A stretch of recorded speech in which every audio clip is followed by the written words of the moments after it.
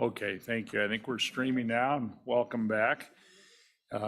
As we finish up our agenda and our meeting, before we get too far along, I just want to take care of these two working groups. The one was on the study bill, the acquisition value study. And how about Representative Jennings, Gray, and Senator James just kind of do that small working group? Okay, and I'd spoken to Senator James before he had left, so he's good with that. So you three, if you do that. And then the other working group is really on the first item, you know, and didn't really talk about it yesterday, but this K-12 education revenue, because K-12 education, we're like every state, we fund education with property taxes. The issue in Wyoming is most of the property taxes are paid by minerals. And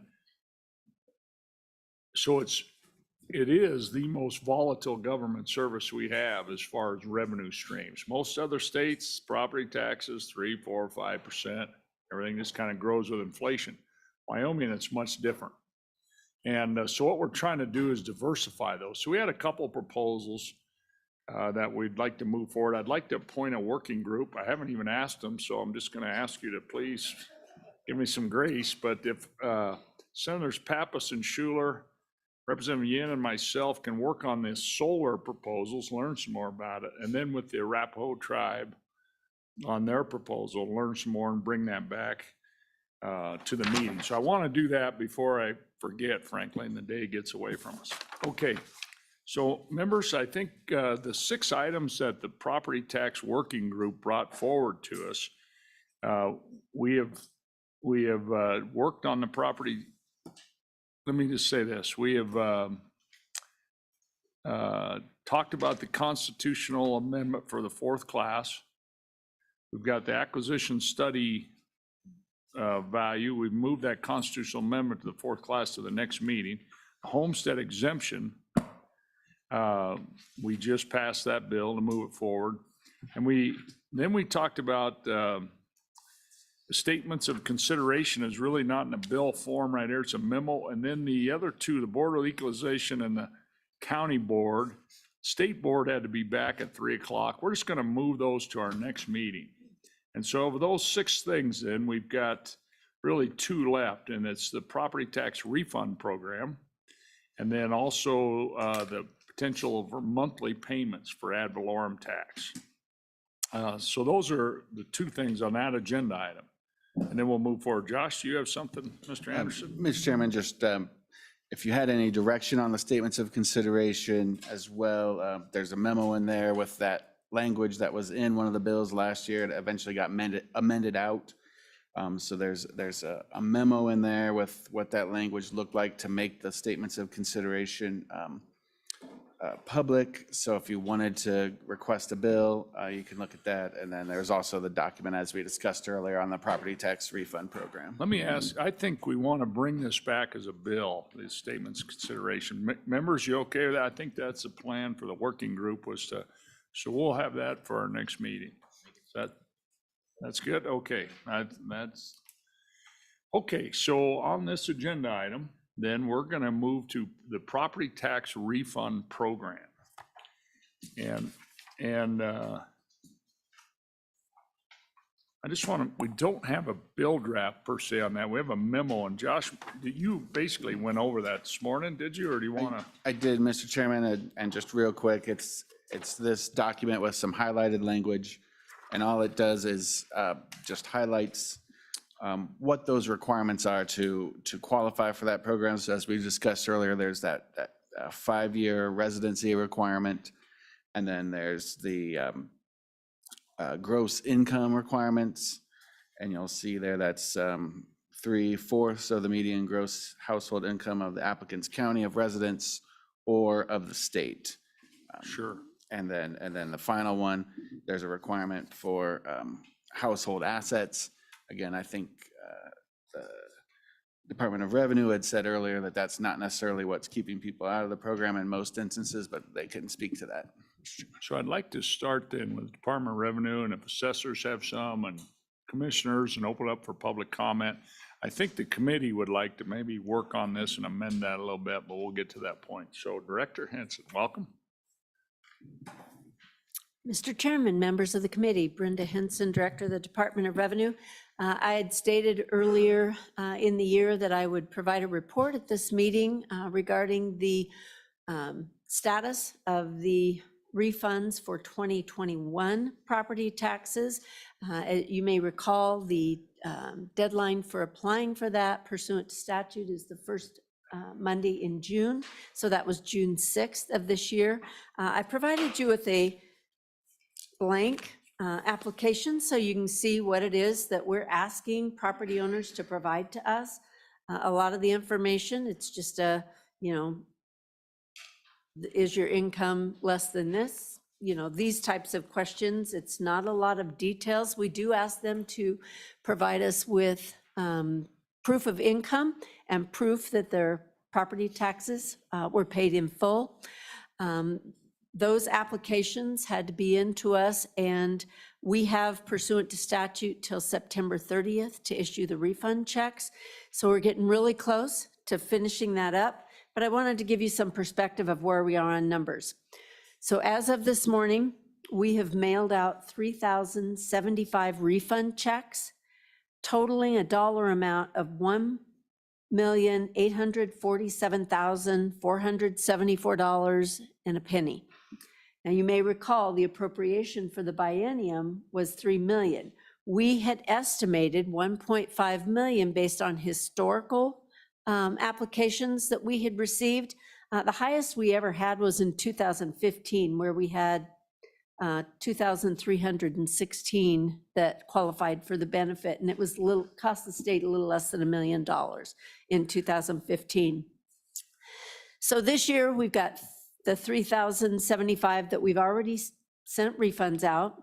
We had 1,315 that applied but did not qualify. And as stated by LSO, the majority, I'm talking 99% of the applicants that did not qualify was because their income exceeded the income numbers in statute. So at this point, that's just an FYI. Obviously, in order to make the program available to property owners in full for next year, we're going to need additional money when it comes supplemental budget time. That being said, I'd be happy to answer any questions that the committee may have. Okay, thank you. Senator Pappas has a question. Yeah, for all those folks who didn't qualify because of their income level, is it required that they provide proof when they apply, or does that proof come later? Because why would you apply if you knew your income was higher? Go ahead. Mr. Chairman, Senator Pappas, I think part of it is the understanding of income. We have rules promulgated, the statute's fairly clear, but it's that understanding of what is income. And so we had some folks that didn't realize that X needed to also be included. And so what happens when we process these applications is we get the initial application, we see if we have all the attached documents, if we're missing, IRS statements, whatnot, we reach out to them in writing, asking for additional information. As of today, we're down to 6 that we are still waiting on information to process, but they typically follow up with that information.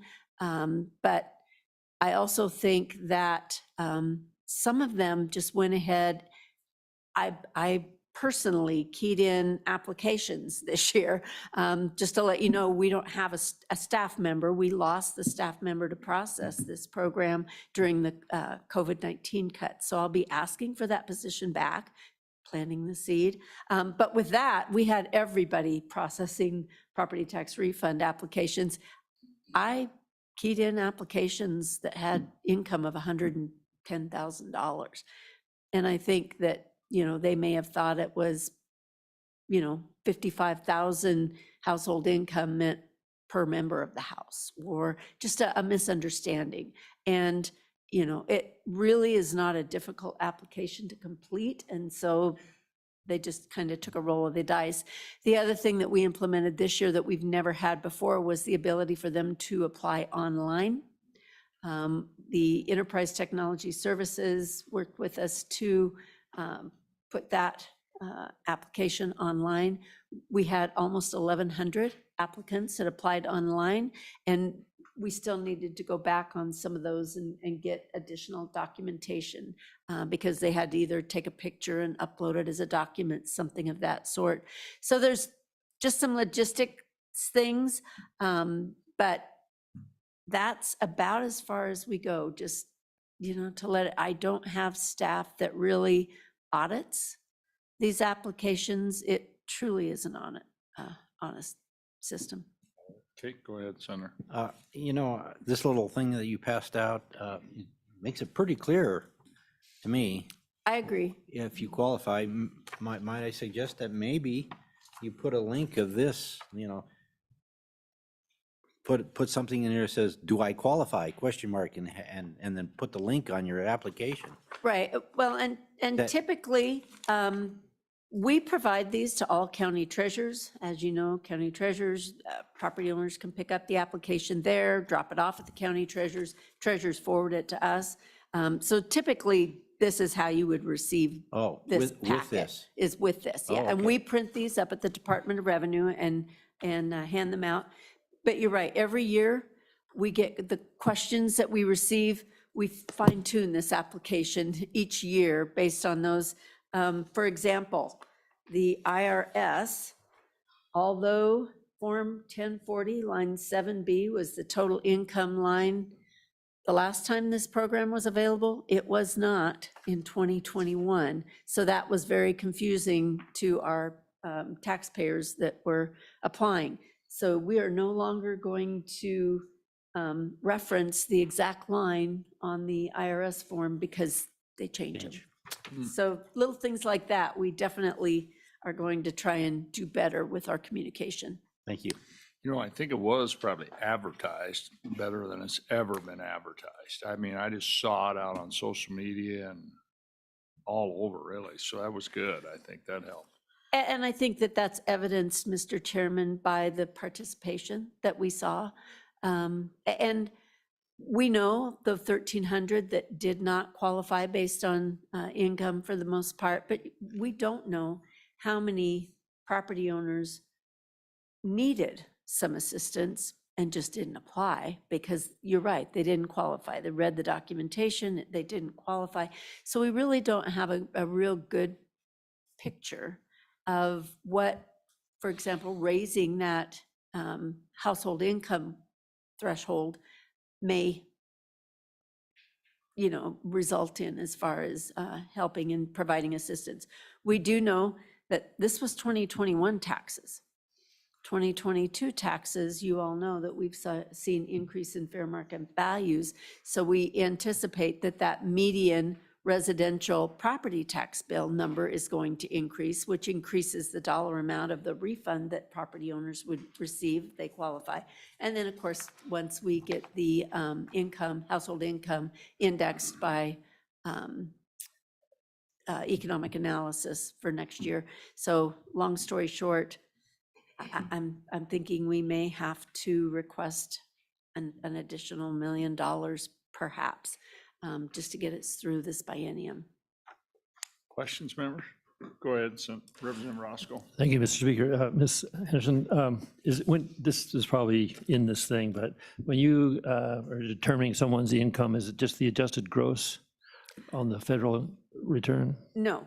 Okay. Mr. Chairman, Representative Roscoe, on the income, it is median household income, and it's not the net income.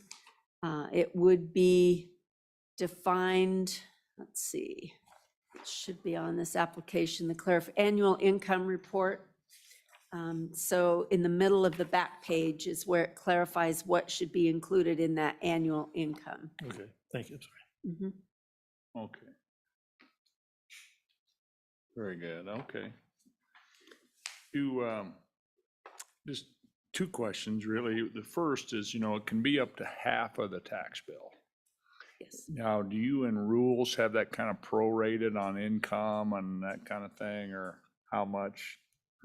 And how much the bill is? How does that work? I mean, who gets 25% of their bill and who gets half the bill? Okay, Mr. Chairman, and it is specified in statutes. Oh, it is. It's up to 50% or one half of the median residential property tax bill for that county. Oh, okay, I can keep reading And that. so, as a result of our having a statewide computer-assisted mass appraisal Gotcha. system, my staff is able to calculate the dollar amount that was that median residential tax bill per county each year.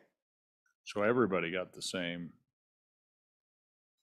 It's up to, so if my, Mr. Chairman, if my tax bill was $1,500 and the maximum median amount was, let's say the median tax bill was $1,000, then I can only get $500. Right. Even though my tax bill is $1,500. Now, that being said, if my tax bill's $600 and the median was $1,000, I still only get half of that $600 refunded back to me. Right. So it's both ways. It is Yeah, impacted. that works good. Okay. Mhm. And then my second question was, where was most of the customers from in this program? And Mr. Chairman, I apologize that I do not have those details for you Okay. today, but I will have them probably around mid-October. Kind of be interested to see So- a map of counties with a So number on what it. we'll do is a report similar to what you've seen in the past, where basically we will provide you with each county, the number of applications, the number that were approved, the number denied, the total dollars refunded in that county, and then what the average dollar refund was in that county. And we'll do that statewide. Okay, very good. Any questions for the director? Okay, thank you so much. Thank you. Okay, anyone else like to testify? County commissioners, county assessors, members of the public? Okay, seeing no public comment. Any online? Nope. Okay, members. Really, three parts of this we could probably look at, really, and I think the one we've heard the most about is the income level, 3/4. Is there any desire to work on this concept a little bit? Representative Yen? Mr. Chairman, do we need to, if I made a motion, would it be for a draft for our next meeting, or could we move? That's really what the motion would be, right? And then we'd work it, and if we wanted to agree on some parameters, but it's easy to change the bill. I mean, we've really got three things, right? Residency, income, and then the assets. So, Mr. Chairman, I'll make a motion to make a draft bill for our next meeting Perfect. to adjust the residency requirement to include 6 months of the year it's occupied, as well as the median gross income to be 100% of median instead of 3/4. Okay. There's a second? Okay. And all those in favor of moving forward with that bill draft to work this concept, please say aye. Just a minute. Are we still, can I ask a question? Yeah, okay, I guess I could go back to discussion. Sorry, discussion. My apologies. Are we still also leaving not to exceed $100,000 per adult member in the household? Is that? was Go that- ahead, Representative Yen. Mr. Chairman, I didn't make a change on that because it sounded like the biggest barrier was the income limit and not the asset limit, so I didn't touch the asset limit. And we could certainly Wait. work that when we work the bill next time. I'm a little confused, Mr. Chairman. I thought the asset limit, according to the flyer, was 133,000. And this one says 100,000 per adult. Can someone clear that up Go for ahead, me? Director. Mr. Chairman, and Senator Pappas, if you reference this document Yeah. that LSO had put together at the bottom, the statute says $100,000, but then it says adjusted annually by the statewide average Wyoming Cost of Living Index published by Economic Analysis Division. So how we got from 100,000 when the bill was passed to 133,000, that number will change again next year as well. See, okay. Very good. Thank you for that Any other- explanation. Okay, any further questions, members? Okay, we're voting on just for the concept of the bill draft for next meeting. All those in favor, say aye. Aye. Opposed? Okay, we'll have that ready for our next meeting. Okay. The next item we have on this whole property tax issue was really this monthly payment piece. Monthly payments, okay. What do you got for us, Josh? Do we got any? Just a discussion, if there's any public comment, you know, the idea was brought up at the working group to provide some sort of optional monthly payment process instead of paying twice a year as under the current property tax payments. And I don't know if there's any other Sure, and I think discussion. we've certainly moved to that with, you know, with minerals now, monthly payments. We'd love some discussion. Anyone here want to discuss that, please come forward. Assessors. Mr. Chairman, may I ask a question first? Sure. Is that something that needs statute changings, or is that something that Yeah. can be in the rules or regs? That's a statute, I believe. I believe it would at least need some sort of authorization in statute, just because it does specify those payment dates, correct? Let's talk about this concept. Go ahead. Mr. Chairman, members of the committee, Dixie Huxtable, Converse County Assessor. I did reach out to my county treasurer after we had our working group meeting, because this really is a treasurer's discussion, not assessors. But he assured me there's nothing prohibiting them from taking monthly payments. However, the statutes are very clear about how penalties and delinquencies are calculated. So, for example, when they get their tax bill the 1st of September, the first half has to be paid in November or paid in full by December. If they start making monthly payments when they get that bill, they're not going to reach that 6-month threshold by November. So the treasurers, I think, would be the ones to reach out to on what specific languages in the statute need to be adjusted to reflect that. But certainly they can take, in most cases at least, that he's aware of, the county systems will allow them to take monthly payments, especially in lieu of the way we're doing minerals right now. It's just that how you would handle them being delinquent or any interest, and I can't answer those questions, but certainly LSO could address them probably. Yeah. Okay, any other discussion? Thank you. Anyone here would like to visit about this topic of monthly payments? Please.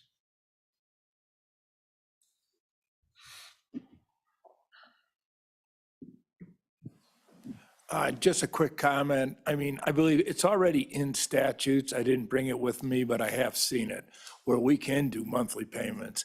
And as far as our treasurer in Park County said, she would have no problem implementing that.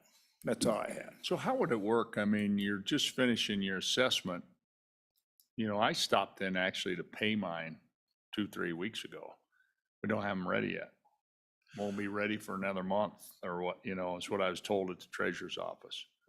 So you'd have to kind of get ahead of it and actually pay early. Is that kind of what? Well, I'm not sure about the monthly payment thing, and most people, or at least half the people, already get it taken out of their mortgage, so that wouldn't count. This would be for people who have paid off their house and can't really afford to do the 2 big payments. They could do that. Once you get your tax bill, I'm not sure of the timeline either, for sure. You know, you don't get your first half tax bill till November. I mean, and then would you get to the next November? Yeah, that's it. And that's the issue we ran in with minerals, I see. where we've got this little 13% bump or 12% for the next whatever. I understand, yeah. 8% It'd be for something to 12 look years. into, but we wouldn't have to change any Yeah. statutes for it. It's the way Gotcha. I see it. Okay. It's already there. Thank you, appreciate it. Any questions? Okay, Mr. Chairman? go ahead. Not a question, just a comment. I mean, I think it would be great to do these monthly things for people who who can spread that payment over the entire year. But I would like to see it also be an automated payment. Now, you know, like I pay my house insurance and I pay my, you know, every month it comes out automatically deducted. If the price goes up the next year, I still give them the authorization to take out 1/12 or whatever it is. That way, you know, I don't forget to make a payment. It just comes out automatically out of my checking account. The counties get their money on a monthly basis. it comes in automatic, just gets deposited to their bank account. I think it'd be a lot easier on both sides, the payee and the payor. So yeah, if we could do it automated, I think that would be great, to automatic draft out of my bank account. Anyone else here? Any public testimony on this? There's a little more to this, I think. I mean, I'm thinking back to the minerals monthly ad valorem, and we had this grand compromise. We're loaning counties and school districts money out of the LSRA for the next 12 years or whatever it is. Go ahead, Director Henson.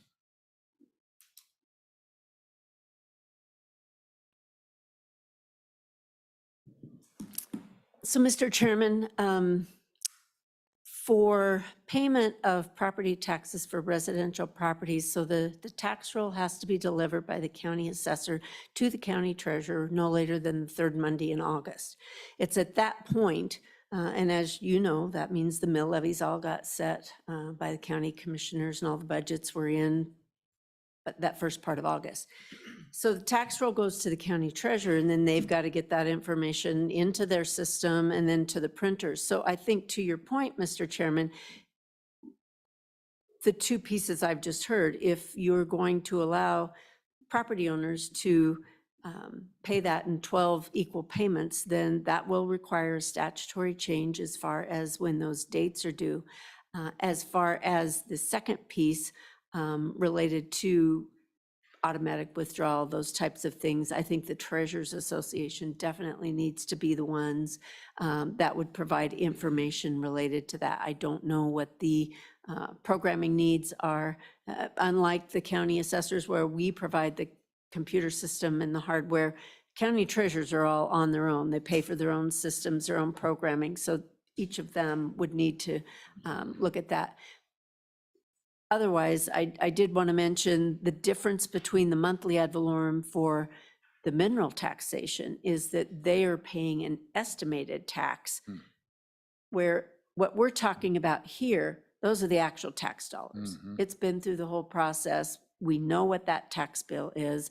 So county treasurers are not taking in an estimated amount. They know how much that tax bill is going to be for that tax year. Very good, yeah. Okay, anyone else?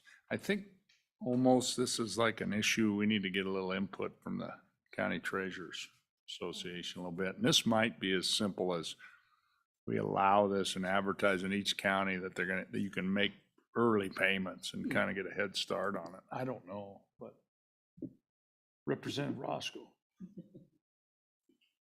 Thank you, Mr. Chairman, and I didn't, but I was just wondering if the treasurers or the Department of Revenue if we have a problem here that we're trying to, I don't quite understand the problem we're trying to solve. It seems like there's not a problem on the county end, but maybe that could be corrected. Thank you. I don't want to speak for the working group, but it's really about breaking up 2 big payments into 12 smaller payments. Make it easier for people to budget who are on a fixed income, getting their monthly Social Security check. So that was really the thought behind it. So how about if we kind of wrap this up we need to learn more, and maybe we can, through our staff, we can reach out to the Treasurers Association and kind of brainstorm some ideas and maybe bring this forward a little bit in our next meeting. And maybe Mr. Co-Chair and I will work on that as a small group with staff. How's that? He's not here. I can appoint him. Mr. Chairman, So Mr. Chairman, go ahead. could we also not only just bring back some thoughts, but any statute changes that Absolutely. in a bill draft? Thank you. Absolutely. We'll go to work on that a little bit and see if we just need to learn more than what we know here today. And okay, are you all right? You have that, Mr. Anderson? Okay, thank you. Representative Jennings. Wouldn't that require a motion for a bill draft? Well, I just think I'd like to have us work, I guess, if you want to, we want to do it. Sure. No, I'm opposed, Mr. Chairman. Okay. I was just curious. I mean, I Well, thought yeah, I it guess we might could. I require it. mean, Mr. Chairman, on a bill draft, we can do it. just for technical, I can ask Mr. Anderson, but as a chair of a committee, I've been told that a chairman can bring forth can request a draft without the committee requesting it. So it's up to the chairs if they want. We don't have to vote on one. We Yeah, do typically, but In that case, I'll just go home, Mr. Chairman. I just don't want to waste, if the committee, I'm assuming this came from the working group, so I'm assuming we want to keep working on it. But I don't want to, burn a bunch of time either if folks aren't interested in it. But it's a pretty simple concept. That might be a pretty simple fix for some elderly folks on a. So we'll just bring that thing forward and you'll have a chance to debate it and vote on it and go from there. Might not even be a bill, might be just information we come back with. Okay, so I think that clears out our property tax issues, number 9 on our agenda. We just are going to lunch. Coming back now, we're on item number 11, governmental tax exemptions. We do have a bill draft. And you want to, Mr. Anderson, take us through this bill draft you have?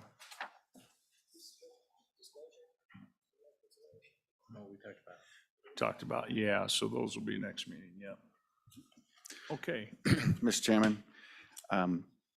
So this idea was before this committee a few years ago of clarifying the definition of what constitutes governmental purpose for purposes of governmental property exemptions. So the bill defines used primarily for a governmental purpose to mean that a majority of the property is used for health, safety, and welfare, education, transportation, infrastructure, or administrative purposes, and all those are defined later in the bill.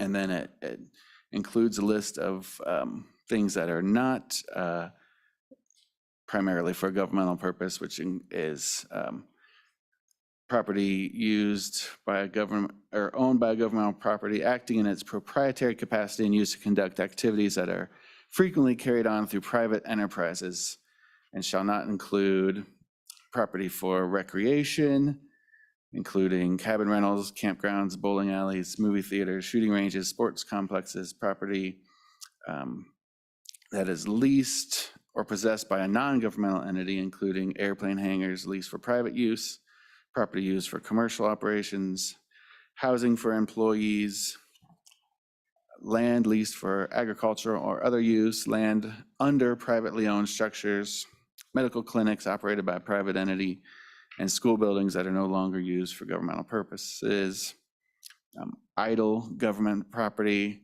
unless the entity is required to hold the property, government property that is held for sale or lease, including business parks and other economic development. And then these next definitions are for those activities that would be within the definition of governmental property. So administrative use is property used for administration of the government, including state capitol, courthouses, city hall buildings, government office buildings. Education property used for public schools, colleges, and universities, including school buildings, administrative buildings, bus barns, art facilities, and libraries. Health, safety, and welfare, and you can see there's a long list of things there. Health departments, military-based facilities, civil or criminal justice, law enforcement, fire protection, hospitals, animal control, sewer water systems, garbage collection, community event centers, including civic centers and recreation centers, fair buildings, correctional facilities, and veterans care facilities. Infrastructure is defined to include property used for parks, public grounds, alleys, sidewalks, cemeteries, golf courses, auditoriums, and parking lots, and then transportation, including roads, streets, interstates, construction, maintenance, operation, or repair facilities, aviation facilities, public buses, and rights of way. And then the rest of the bill, Mr. Chairman, is just making sure that that definition would then apply to all of the different exemptions, which are property owned by the United States, property of the state of Wyoming, property of a Wyoming school district, and property of cities and towns. And as you can see, then there's some repealed language. The whole genesis of this bill years ago was that, you know, there's all these government property exemptions, but what was considered a governmental purpose was different among these different types of governments, or was not defined at all. So that's the bill, Mr. Chairman. I take questions. Any questions? Okay, seeing none, thank you. Can open this up for public comment. Any assessors, commissioners, anybody? Anybody want to touch this one? You ready? And then,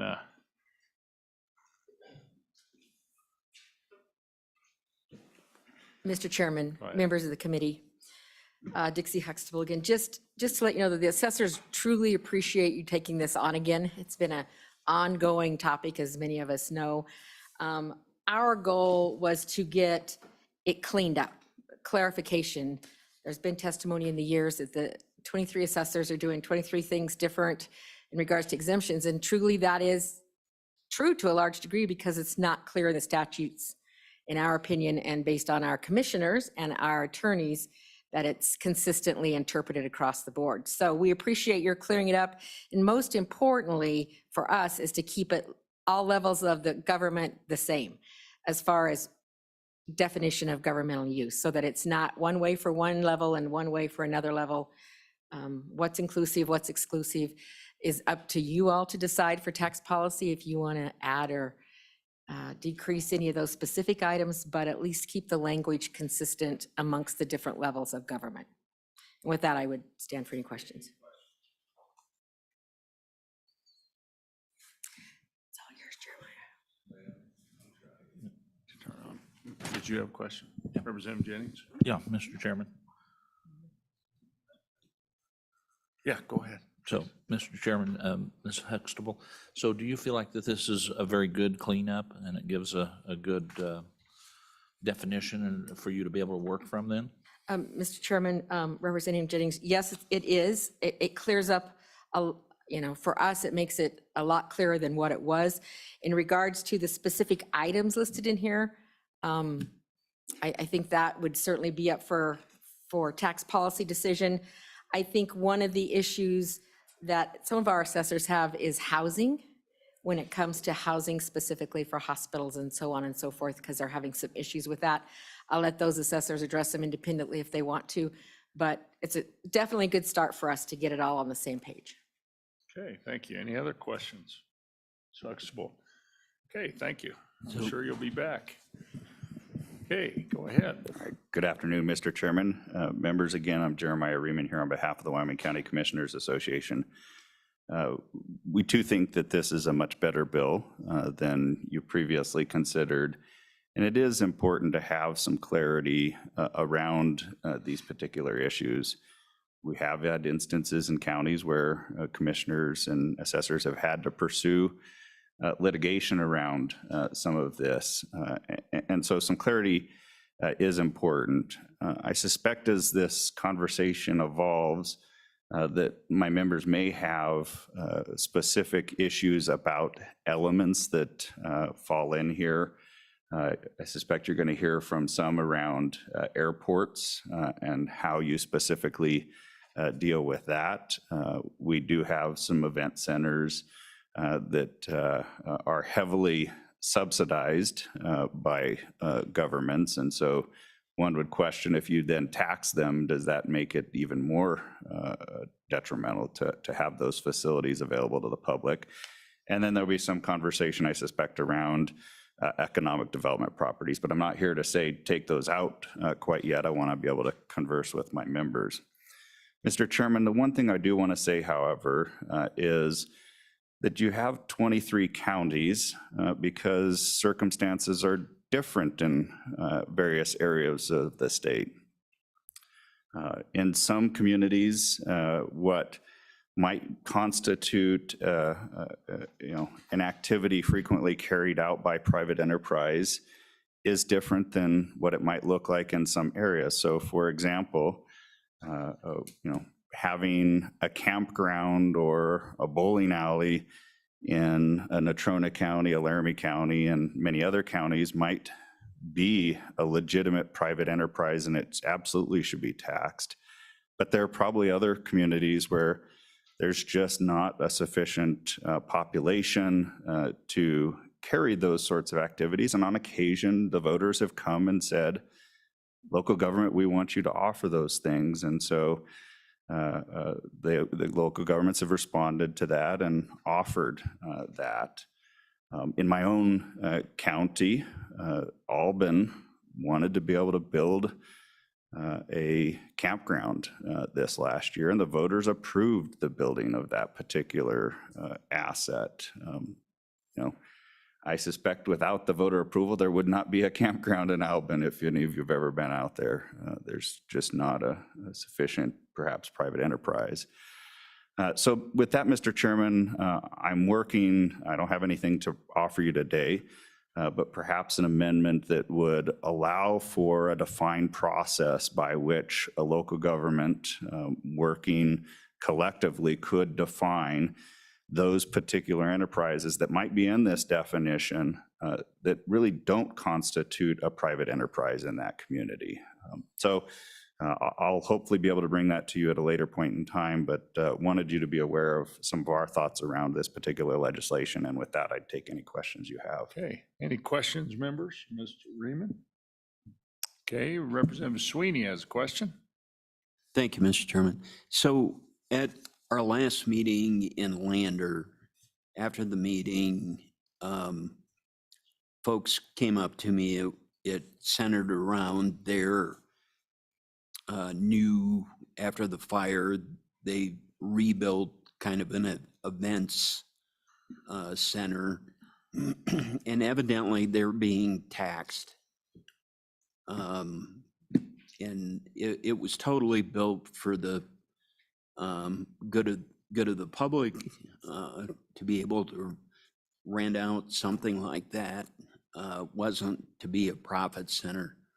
But so as I read this, frankly, there's more exemptions in here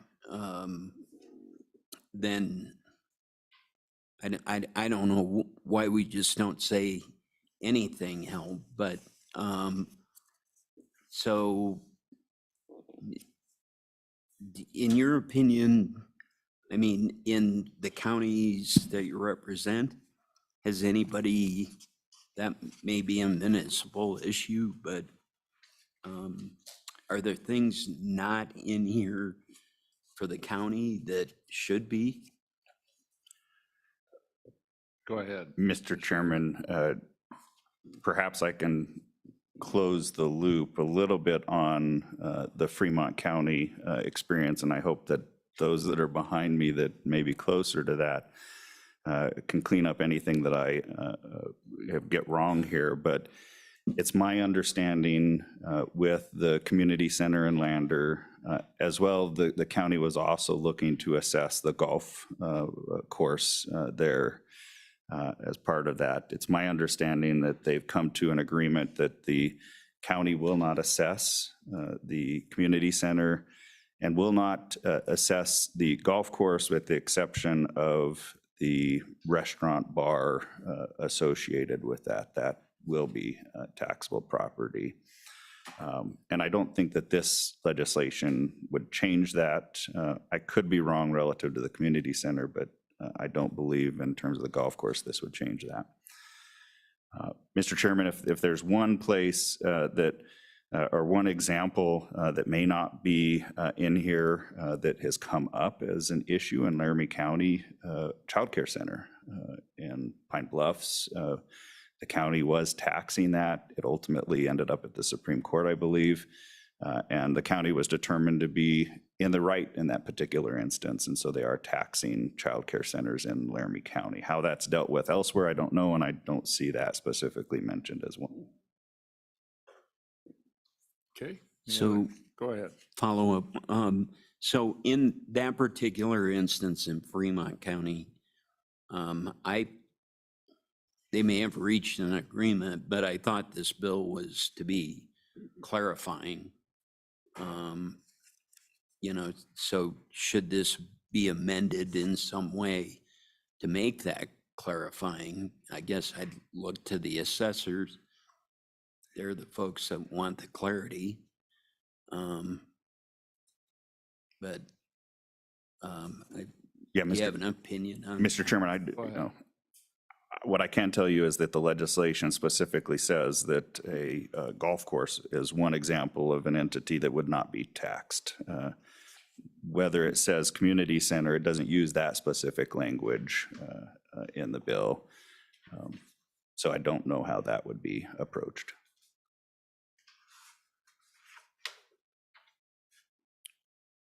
Okay. Anything else? Any other questions?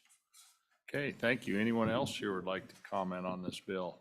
Give some testimony. I do hope Wham is going to testify. Go ahead. You guys go first. You're ready. Go ahead. We're waiting for you. Glad you're here. Want to hear about airports? I'm guessing. Yeah, very good. Just pull that close to you and it'll make it green. And Thank you, Mr. Chairman. I just don't have enough strength, I guess. Thank you for the opportunity to visit with you today on the working draft of the governmental property. My name is Sherilyn Kaiser, and I'm here today with the Wyoming Airports Coalition. And we have members that would like to speak to the bill, and then to also offer an amendment to the bill. And so with your permission, we'd like to have Devin Brubaker brought in because he's joining us online. It is. It is. Good afternoon, Mr. Chairman, committee members. Devin Brubaker, Airport Director, Southwest Wyoming Regional Airport, and also on behalf of the Wyoming Airports Coalition, joined with Sherilyn Kaiser and Glenn Januska in front of you. Appreciate the time today. Really appreciate the opportunity to talk about this bill. We support the idea that governmental purpose and governmental use needs to be defined so that our friends at the assessor's office around the state are able to apply it in a fair and equitable manner across the state. We also appreciate the time that Director Henson and her staff took recently to sit down with several airports to discuss property and excise taxes related to airports. Their insight has helped us better understand the challenges that the assessors, the Department of Revenue, and all of you face with these issues. However, as the bill is written, we have some concerns regarding the impact on our airport's ability to comply with federal obligations. We have proposed a few amendments that I believe were just handed out to you and may have been delivered electronically before the meeting as well. Hopefully you have received those at this point. Mr. Chairman, we would be happy to go through those amendments when the time is right for you. However, I also have Mr. Glenn Januska from the Casper and Natrona County International Airport here that can help provide some additional context to the challenges that we have with or concerns we have with this legislation and how we think we might be able to improve it as well. okay, thank you. Okay. Mr. Go ahead and Chairman. introduce yourself. Sure, Mr. Chairman, committee members, I'm Glenn Januska. I'm the director of the Casper and Natrona County International Airport. So I wanted to talk a little bit about the impact that we think that this has, and we certainly appreciate the interest in determining what governmental purpose is. I think you've heard already today some of the challenges in terms of what the interpretation is, and we certainly welcome a clear and consistent one. When it comes to aviation facilities and what Devin talked about with the some of the impact on some of our federal obligations with airports, and there's an adage in airports that when you've seen one airport, you've seen one airport. So I can't certainly speak for all airports, but the issues I'll talk about Casper is something that we see in other airports. The Casper Airport specifically was a former Army Air Base. and which was transferred over to the county in the 50s. We have 5,150 acres of property. About 2,200 acres of that's used for farmland and pasture land. So if you say, well, what is inherently governmental for farmland and pasture land operations? One of our requirements for our federal grants, when we receive federal grants for infrastructure improvements, is protecting the approaches for our runways. And the FAA typically would say that they want you to own the land off the approaches fee simple, which we do. So a part of the land that we use for farmland and pasture operations is protecting the approaches, something that we're required to do. So it may not seem like an inherently governmental purpose for farmland and pasture land, but in our case, it's something that we're required to have. It doesn't mean that we have to use that property for farmland and pasture land. We could just let it sit idle. The problem with that is we also have wildlife management issues. So if you let that land go off the approach end for the runways go idle and it attracts wildlife and birds, it's detrimental. So what we'd end up having to do is actually incur expenses to be able to maintain their property as opposed to generating revenue. The other thing that we have at the airport is we have roughly 140 buildings that the airport owns. All about 12 of those buildings were World War II era buildings, and most of them are historic. So we have a responsibility through the federal government and also SHPO to be able to maintain those historic buildings. So to be a good steward of the property that we have, we use those and we rent those out. And a lot of those buildings are used for storage buildings.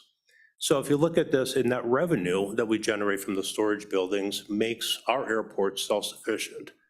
We are one of 3 out of 40 public-owned, public-use airports in the state that are self-sufficient. And largely, those types of properties are what makes us the difference between having the revenue to cover operations or having to go to the county commissioners and compete for tax money for support of the airport. So we try to be good stewards and we make those available and we lease them out. And that's the revenue that's generated that we reinvest into our facilities. So the argument could be made is if you're taking a barrack and using it for storage building, doesn't that put the airport at a competitive advantage compared to a business in town that's also doing the same thing? And it's really not. And I'll just use just a made up example.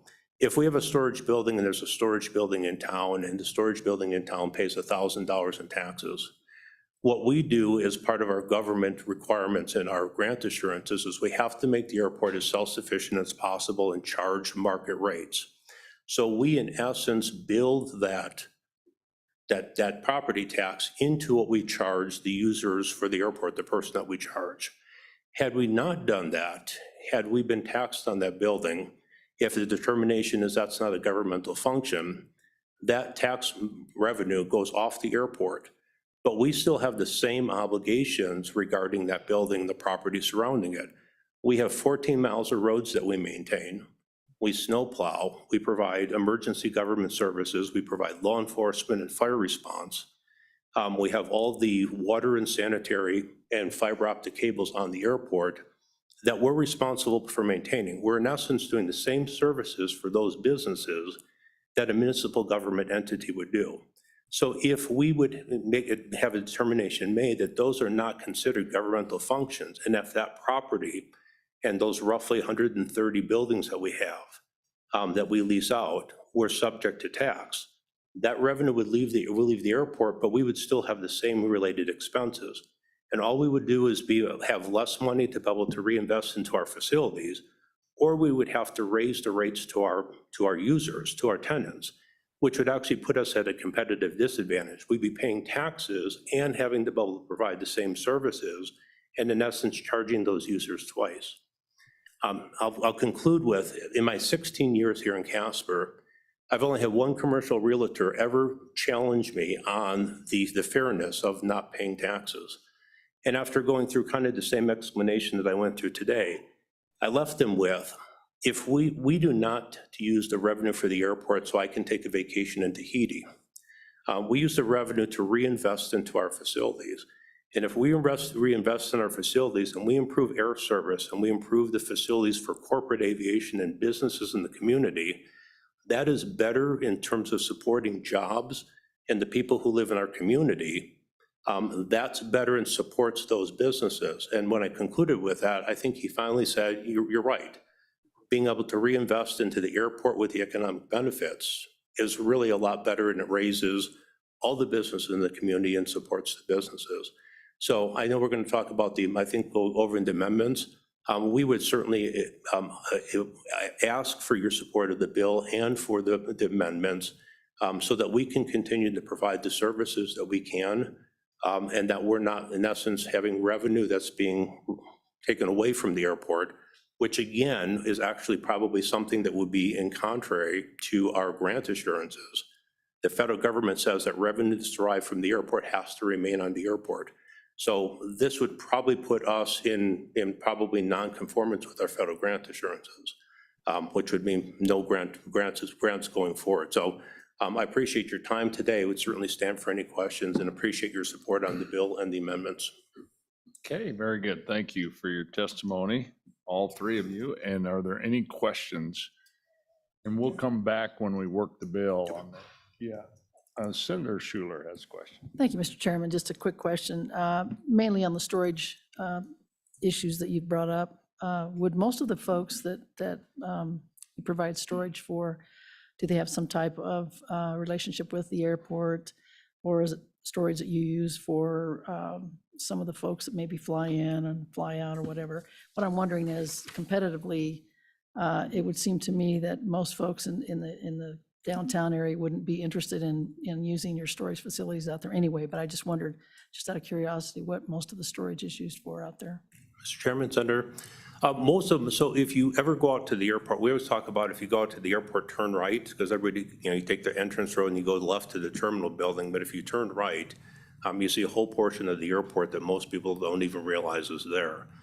We actually have the best preserved World War II Army Air Base anywhere in the world. So all the barracks that you see were original. Those were the actual barracks that we had the service members that were there in the 40s.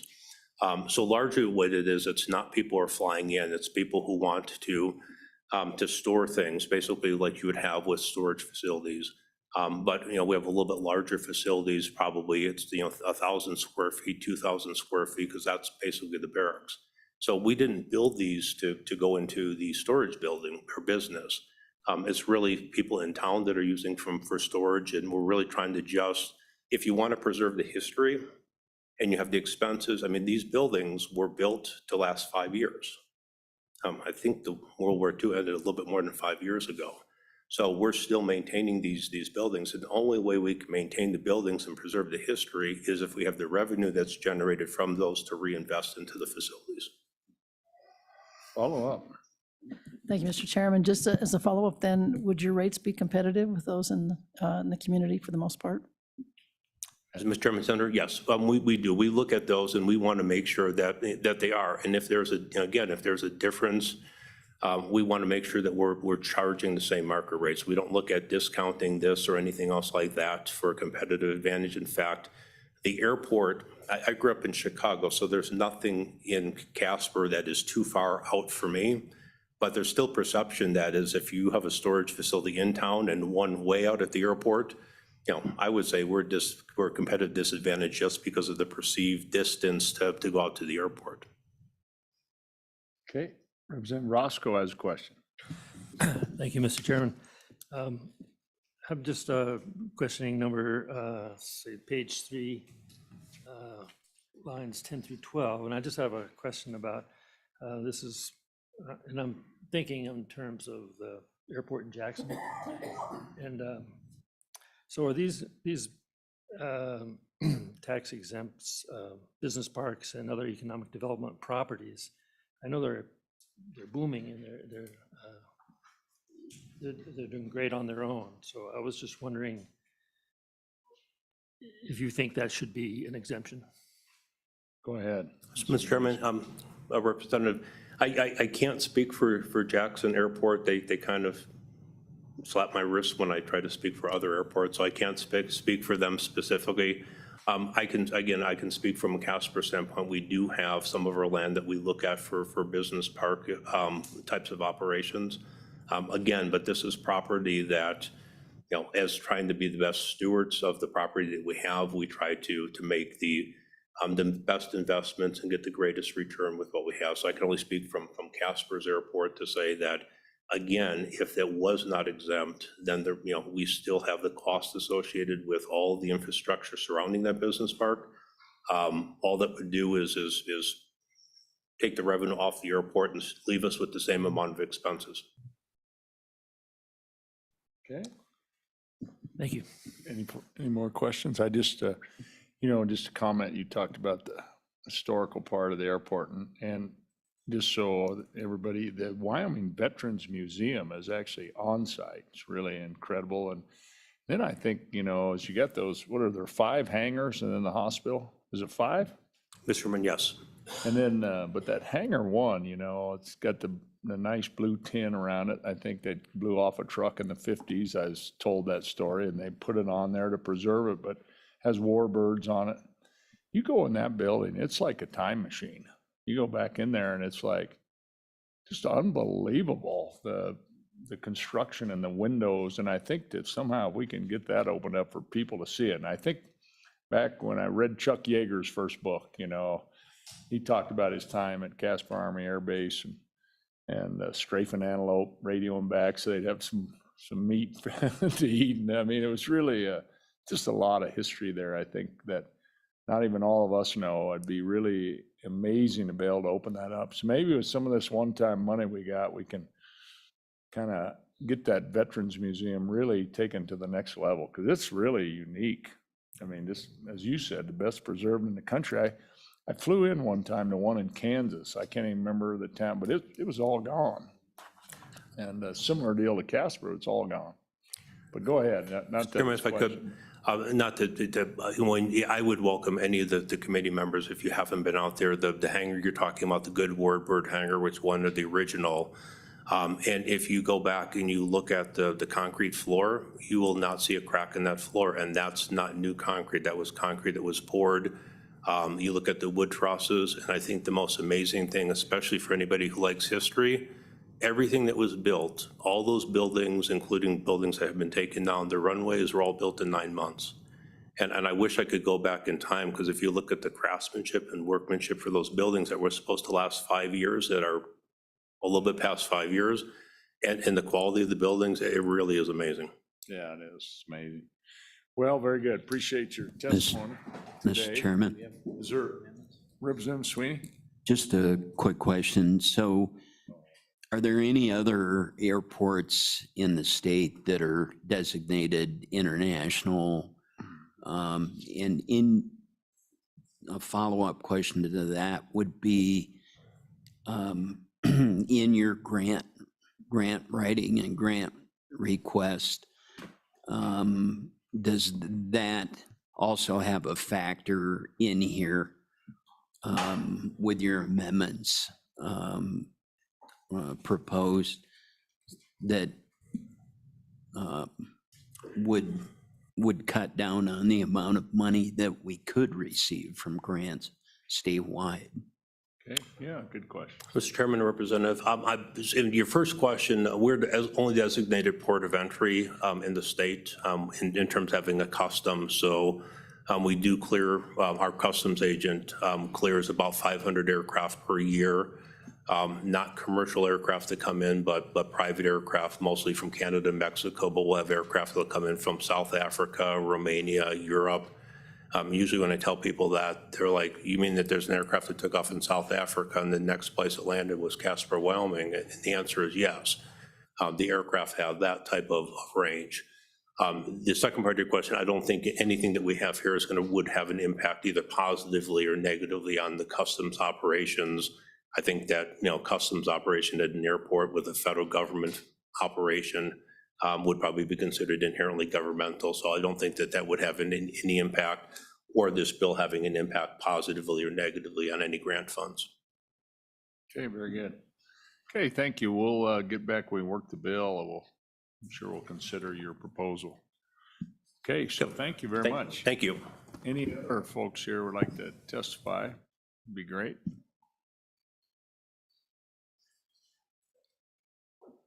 We're getting in about the 8th inning of this meeting.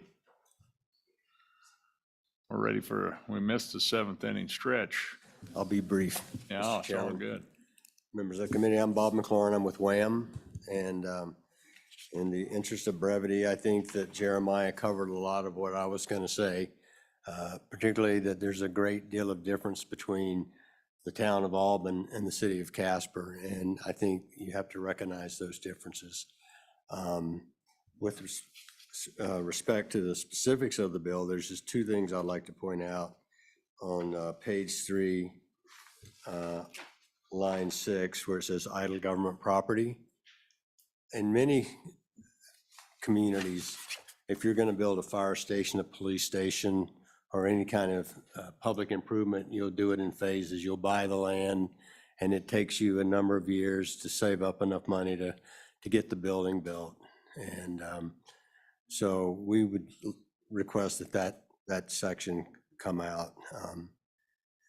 I'm from Jackson, and we have always tried to look proactively and acquire land well ahead of when we thought we would need it, because as prices keep going up and up, so we try to act as quickly as we can. So we don't believe that's an appropriate. We request that would come out. The second thing I'd like to talk a little bit about is the housing. Housing is specifically mentioned, and I understand that and appreciate that. But I think in terms of providing municipal services on a time-sensitive basis, you ought to consider that housing for employees with time-critical positions not be taxed. I will give you the example. When I was hired as a town manager in Jackson in the early 2000s, we had 23 police officers. 22 of them lived out of town. We had one sworn peace officer that lived inside the city limits. And this was 20 years ago when things they seemed expensive then, look pretty cheap now. So the town of Jackson began buying houses specifically for police officers. And we do pay taxes on those. Mel Schinkel wrestled me to the ground, so we do tax those. But I think a consideration for, public safety, dispatchers, those positions where if something bad happens, you need somebody on the ground right now. You can't have them come up from Alpine or over Teton Pass. I'm not advocating you do this for administrative personnel or planners or, building officials, but those public safety positions. So those are all my comments, Mr. Chairman. Very good. Any questions? Members, any questions? Mr. Chairman, thank you, Mr. Chairman. So I had definitely questioned page 3, line 6 through 8. Are you suggesting, my question was on line 8, required to hold the property by law. And I don't know of any laws for future development or pushing a road through or on a future parcel. So would your advice be to take that entire paragraph out? I would strike the entire paragraph.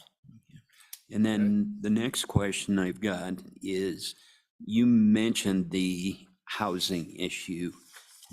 Can you direct me to where that's at? It's Go on. ahead. Go ahead, yeah. Mr. Chairman, Representative, it's on page 2, line 23. Okay, very good. Any further questions? We appreciate your testimony. Thanks, sir. Thank you. Any other public testimony, please come forward.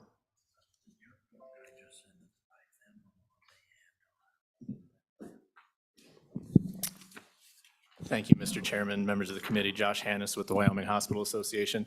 The previous speaker actually made this quite easy for me. My comments are almost exactly the same. In the definitions in section C on vacant land, I would just echo his comments. We find ourselves in similar situations. For example, a county memorial hospital that perhaps is purchasing a piece of land to build an inpatient psych unit to fill a gap in the state to serve patients who aren't currently being served.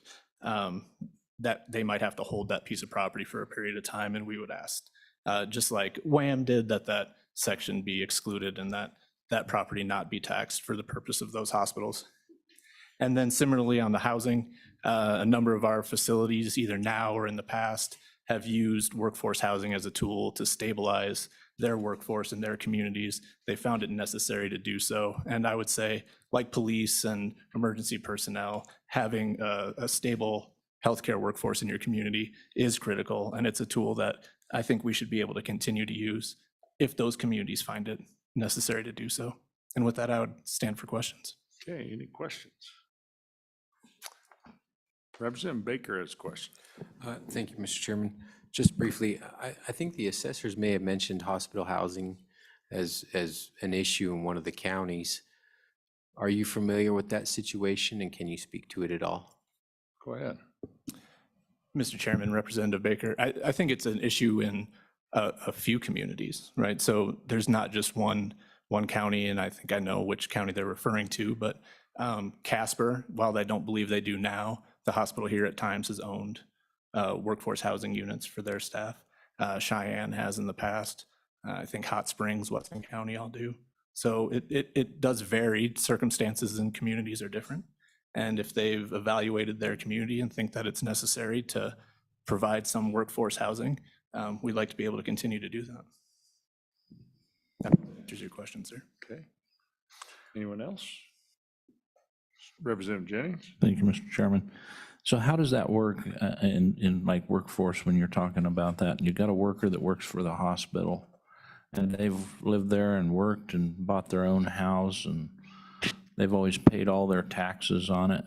And now you turn around and, I mean, because I got about 10,000 citizens back home that would like some of these exemptions too. And I'm just curious, how does that work? I mean, how do you feel like that works to offer that? We're subsidizing you helping get a workforce. And some of your workforce would be subsidized and some not. Yeah, maybe give us a little more detail. Who's living in these places? Sure, Mr. Chairman, Representative Jennings. So sometimes the issue is inventory, right? There's not affordable housing available in the community. So there are situations where somebody who might come into a community to work to provide healthcare services can't find a place to live, so they don't take that job and they don't come here at all.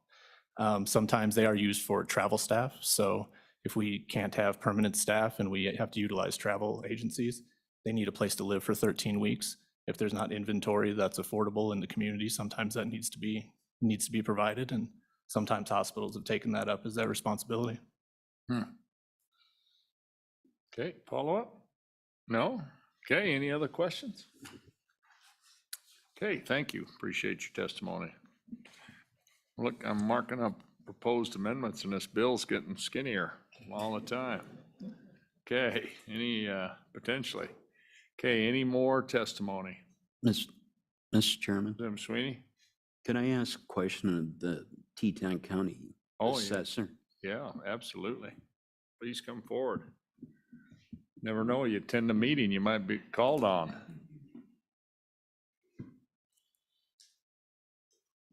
Go ahead, Representative Sweeney. Thank you, Mr. Chairman. So I'm well aware Jackson has numerous problems in relationship to this.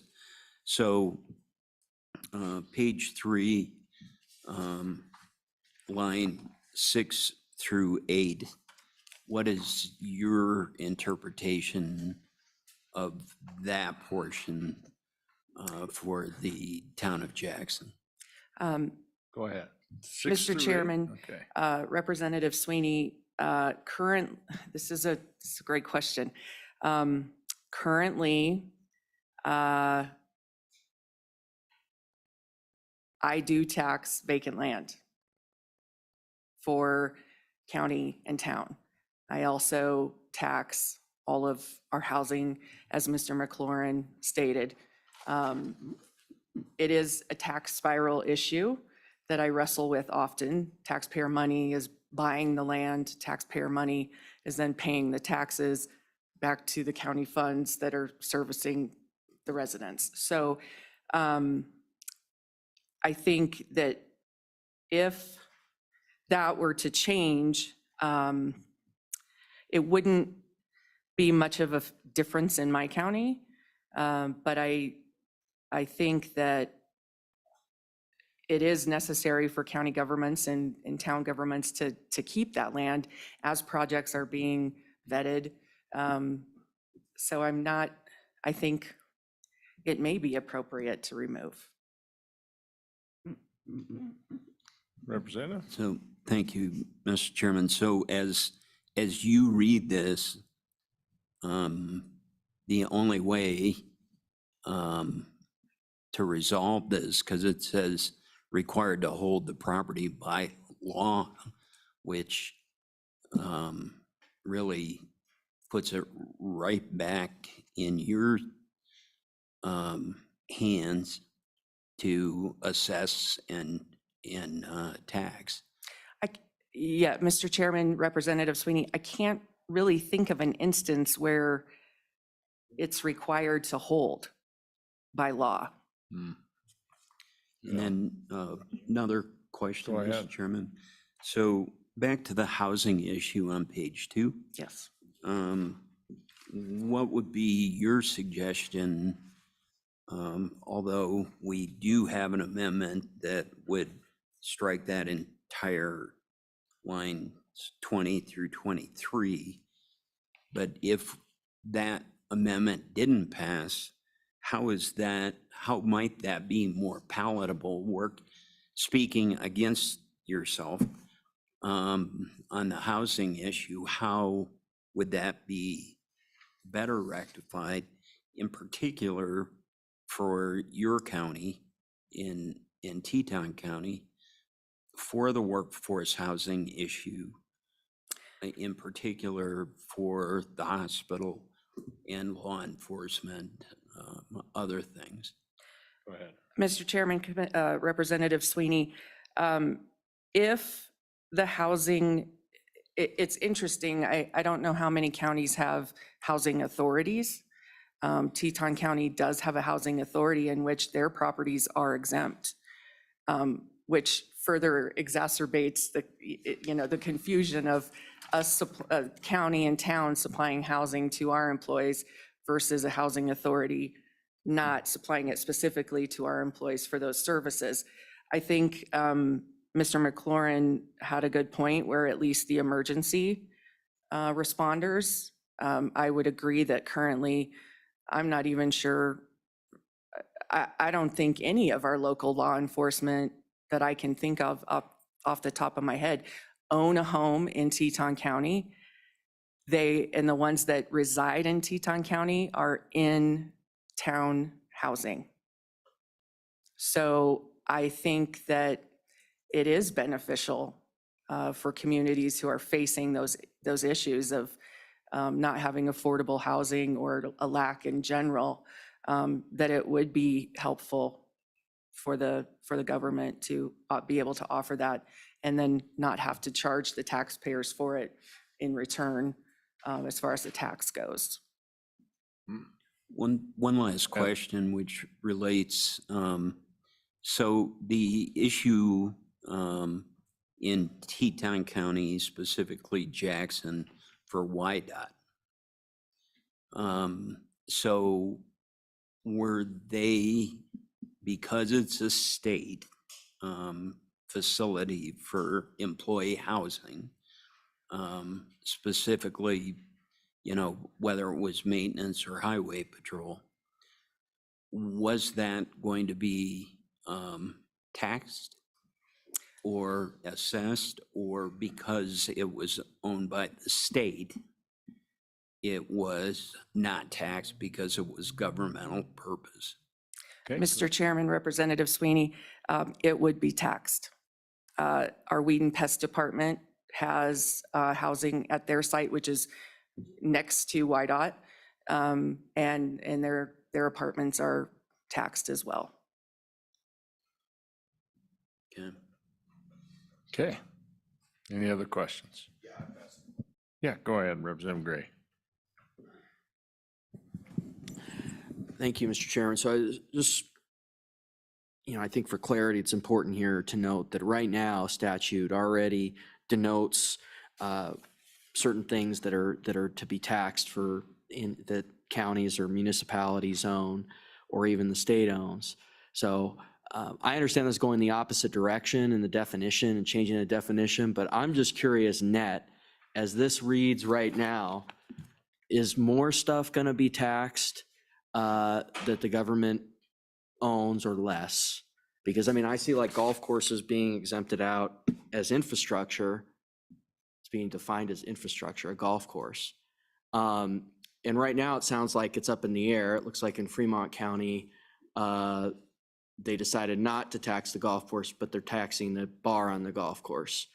But it sounds like there's just this negotiation that always occurs, and and to me, like the direction it seems to be going, especially these amendments, it sounds like this is a really good deal for localities, the direction we're going. So as it reads now, in your opinion, is more or less going to get, from the government, going to get taxed? Thank you. Go ahead. Mr. Chairman, Representative Gray, that's a great question. As I think through this, and I hesitated to mention it, but I will. The property located close to Teton Village that's recently been approved to house storage units and a campground for glamping units, that will be taxable. So I think it may cause more taxation for the government in some instances. Go ahead. Continue. Okay, so thank you, Mr. Chairman. So to clarify, it's taxable under this bill, but in your view, it's not taxable under the current statute, which is being repealed.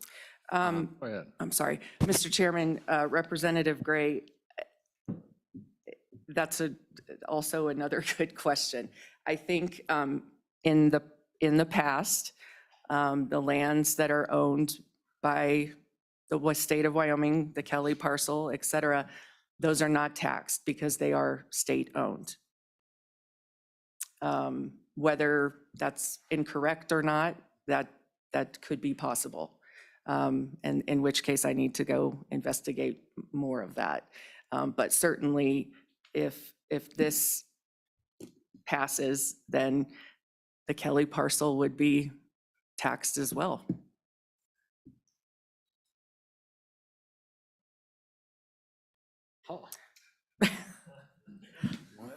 Mr. Chairman. Then, yeah, that'd be a big tax bill. That the state of Wyoming would pay, Mr. Chairman, to the county and the school foundation and weed and pass? Yes. Have to probably put a casino on there to pay for the tax bill. No. Okay, Representative Gray, do you have some more? Do you continue? Sure. Any more questions? So everybody, okay, thank you. Thank you. Stay tuned. Okay, more to come, I'm sure. Ms. Huxtable.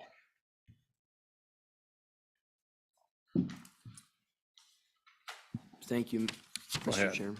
Thank you. Ms. Huxtable, in Converse County currently, are golf courses owned by, operated by a municipality or county? Do you tax golf courses, municipal golf courses? Go ahead. Mr. Chairman, Representative Gray, the golf course itself, no, because that is owned and operated by a government entity. The buildings and the operations of it are leased out. And so the building, the golf carts, the restaurant, et cetera, are taxed because they're leased out for profit. That's that proprietary portion. And Mr. Chairman, if I might help a little bit with some of that last question. So currently in statute, depending on the level of government, it tells you what is taxable or what is exempt. Some of it overlays into this bill exactly. It's just the same things are going to be taxable as what was under the original. It's just clarifying, truthfully, that all levels of government are going to be worded the same way. So I don't know if that complicates it or clarifies it all. Okay, Representative Gray. Okay, Mr. Chairman, thank you. I know the hospital there in Douglas owns employee used housing. is that taxable currently under the statute? Mr. Chairman, Representative Gray, yes, they are. The housing, the residentials that the hospital owns to house their traveling doctors, traveling nurses is taxable in Converse County. It is, if they were to use those facilities, in my opinion, if they were to use those facilities to treat patients, that would change the use of that house. But they're using that house to sleep employees, which is similar to what the motels and rental apartments do. So in my county, they are taxable. Mr. Chairman, another follow-up. Mr. Chairman, would it be possible for the Assessors Association, if we did table this to the next meeting, like to just create a list under the current statute, what's taxable and not in their view? And I know there's disagreement, and then what this bill does. Because right now, you know, assuming the amendments pass, you know, okay, so we're going to take out employee, that's the proposal at least, to take out employee housing for hospital districts or for entities, which right now is taxable. The proposal is to take out the vacant land thing. That might be an amendment. Right now, that's taxable. And then these airport amendments, I'm not sure whether or not under the current statute that's taxable. I mean, it's just, it seems like this is getting to be a better deal for government than the current statute. And I just want to know where we're at. I mean, and I don't think we do. I don't right now. And I don't. Certainly. Mr. Chairman, Representative Gray, we would certainly be willing to work with that. We'd work with the Department of Revenue because they've already, a couple of years ago, put that list together. And so Ms. Hinson, I think already has the presentation, and the statute haven't changed since she did her presentation. So I think we could probably have that available fairly quickly, and I could defer to Ms. Hinson. Okay, very good, Ms. Hinson. 8th inning stretch. I'll let her be the hot. This is the hot seat. This is the one. Mr. Chairman, Representative Gray, if you'll refer to the governmental exemption presentation that we provided in Lander. If you'll refer to that, we had done an audit of all 23 counties asking specific questions. In addition, what we did is we ran some reports out of the CAMA system, and you will find evidence of assessors and their understanding that definitely just if you got all 23 counties sitting at this desk and asked them the questions that you're asking today, you will find various answers across the state of Wyoming, and that's what brought us here today. It's important to note that our Constitution until 1957 said that government-owned property was exempt from taxation. In 1957, the voters of the state changed that and added the words "used primarily for a governmental purpose."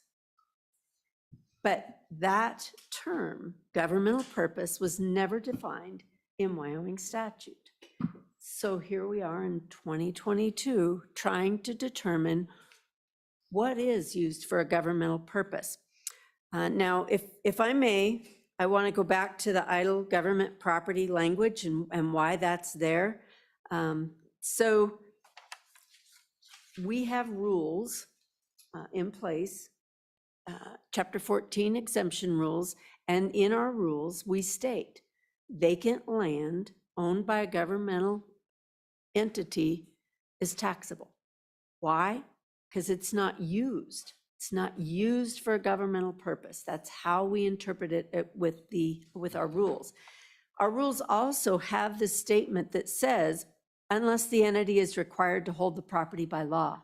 That is the direct result of an appeal and a case that came from the State Board of Equalization related to property held by a school district. We had a school district in the state of Wyoming that acquired property, held it for numerous years, ultimately decided they weren't going to put a school there. They put it on the market, and it happened to be on the market, and an assessor at the time, who remains nameless, put it on the tax rolls.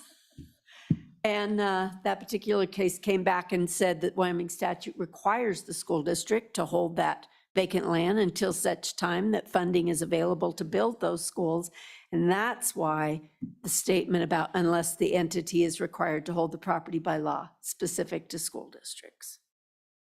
So that being said, I would just encourage everyone to take a look at that presentation. The situation that you'll be considering as far as an amendment, it is a policy decision of this governing body. Exemptions are totally under the purview of the legislature.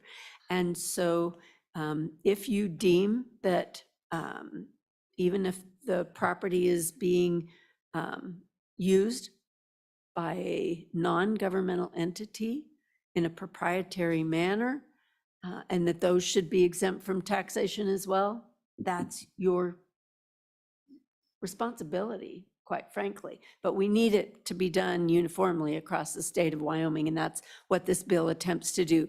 Do I believe that however this bill is finalized and put into place, do I wonder if we're going to be coming back around in the future? I think we will, just like we visit exemptions for excise tax, property tax. You know, government changes and its role and function changes. But I believe that this bill's a start. So with that, I'll answer other questions. Any other questions? Okay, very good. Representative Gray. Thank you, Mr. Chairman. I'm reviewing the statute a little more. I mean, the statute currently goes in the opposite direction, right? It says that things are for, you know, you can't, if it's not for, these are the things that are not for a governmental purpose, okay? I mean, currently, right? And it lists a bunch of things, I mean, more than in here. And so we're repealing all of that, correct?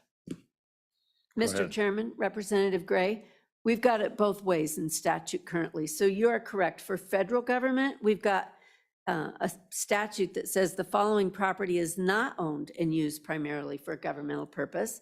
The same thing holds true for state of Wyoming owned property. It says the following property is not owned. But yet, if you go to municipalities and county government, you've got it the other way. The following is used primarily for a governmental purpose. You don't have the not used piece. And for county-owned property, it just says county-owned property primarily used for a governmental purpose with no additional language. So again, that is why trying to treat government in the same manner across all levels of government is what the bill attempts to do. Mr. Chairman. Okay, go ahead. Thank you, Mr. Chairman. If in your experience, Ms. Henson, let's say 2 of the 3 amendments that proposed are passed.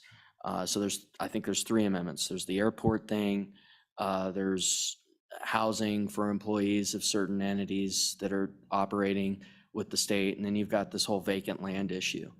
I mean, if 2 of those 3 pass, maybe, net, is this gonna cost the state? I mean, is basically government gonna be taxed less than it is currently taxed? And then also, if it is in its current drafting form, is it less or more that government's gonna be taxed? Because I just don't know what this does. I mean, I understand the clarity piece and that argument, but I'm hesitant in this environment where we have my constituents that are in a pinch here, and we might very well pass a statute that is gonna tax governmental entities less. And I'm not sure which way it is or not. Go ahead, Ms. Jensen. Mr. Chairman, I don't know the answer to that. And the reason I don't know is, first and foremost, the job of the county assessor is to identify and value taxable property. I will tell you that within the CAMA system, we still have parcels owned by governmental entities that are not inventoried in the CAMA system. So I don't have any means of knowing whether a golf course is exempt or if it's taxable or what portion of that golf course is exempt. If it's exempt, if it's deemed exempt by the county assessor, they're not valuing that property. They aren't appraising that property. So we don't know even what that tax bill would be. Right now, and it will continue to be, the presumption legally is that if a governmental entity owns property, the legal presumption is that it is exempt. And it's a legal requirement that the assessor must overcome that presumption and prove it taxable, which is totally different than a private sector owned property. So because of that, county assessors go to county attorneys, go to county commissioners, and there has been a hesitancy to put property on the tax roll because the county attorney is stating the presumption is in favor of exemption status, but it's not across the board. And I will state that we need to keep in mind that all this bill is trying to determine is if it's taxable or not. It doesn't mean that the governmental entity can't continue to own that property and continue to operate. For example, we have an airport that built a multi-story office complex, that their intent was that the income from that office complex was going to help support that airport.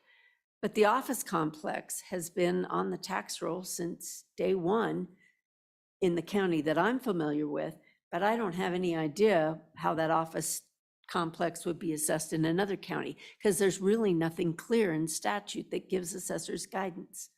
And so should that office building be taxable? Maybe, but if it's a taxable in one county, it should be taxable in another county. And that's all we're trying to get at here. Representative Yin has a question. Thank you, Mr. Chairman. Director Henson, just to give us a reminder of what was in your presentation, and Lander, can you remind us what a tax spiral is and what the effect of that is? Mr. Chairman, so a tax spiral, in its simplest terms is, taking money from one pocket and putting it in another pocket. So I'm a county, and the property that I own is deemed taxable. So we're assessing 12 mills on that property, and I would be paying that 12 mills. And then on the other hand, I would be the recipient of the 12 mills when that tax bill, when those tax dollars are distributed. But the important thing to understand is the county, if the county owns the property and they pay those taxes, that's not the only entity that's getting a tax dollar. You've got schools, you've got weed and pest, you've got a municipality, if it happens to be in a municipality. So while the tax spiral is applicable for a portion of that tax bill, it's not applicable to the entire tax bill based on distribution. I hope that clarifies.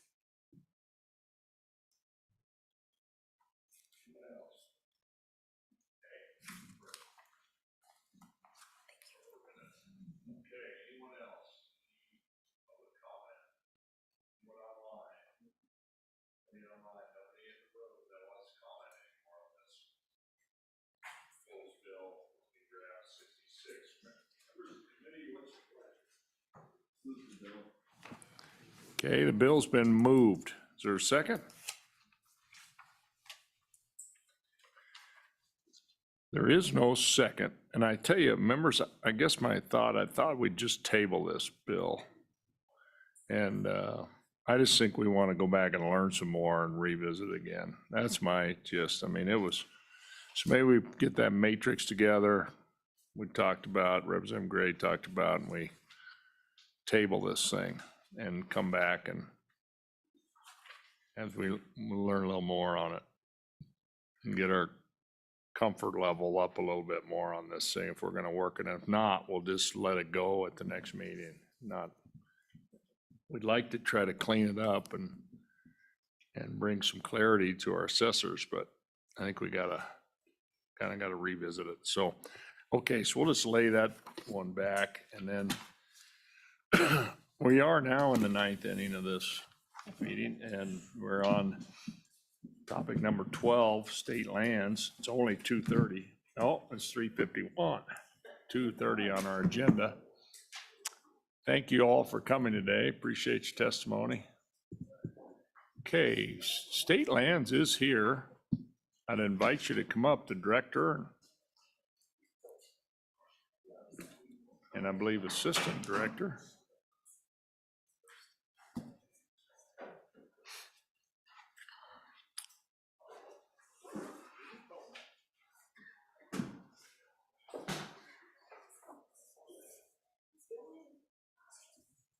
So members, we have a bill. It's kind of a study bill, but let's just kind of gone back and forth. I'd just like to hear from the director. And are you the assistant director? Is that your title? Mr. Chairman, Deputy Director. Deputy, I want to make sure I get that right. Okay, very good. Well, welcome. Please introduce yourself to the, for the record. Thank you.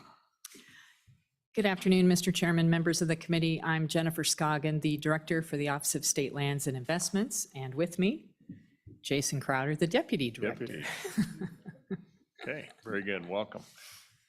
So we'd love to hear from you a little bit about this study, this proposal. You've seen the bill. It's a simple little study bill. I guess we'd like to hear from you and maybe give us any updates you'd like to give us. Thank you, Mr. Chairman. Yes, we have reviewed the draft bill, and I guess just as a reminder, our role at State Lands is to generate revenue for the trust beneficiaries, which is largely K through 12 education, but also there are some institutional beneficiaries as well. So we're always looking for opportunities to generate revenue for the beneficiaries. Currently, the main ways we generate revenue are through grazing, mining, oil and gas.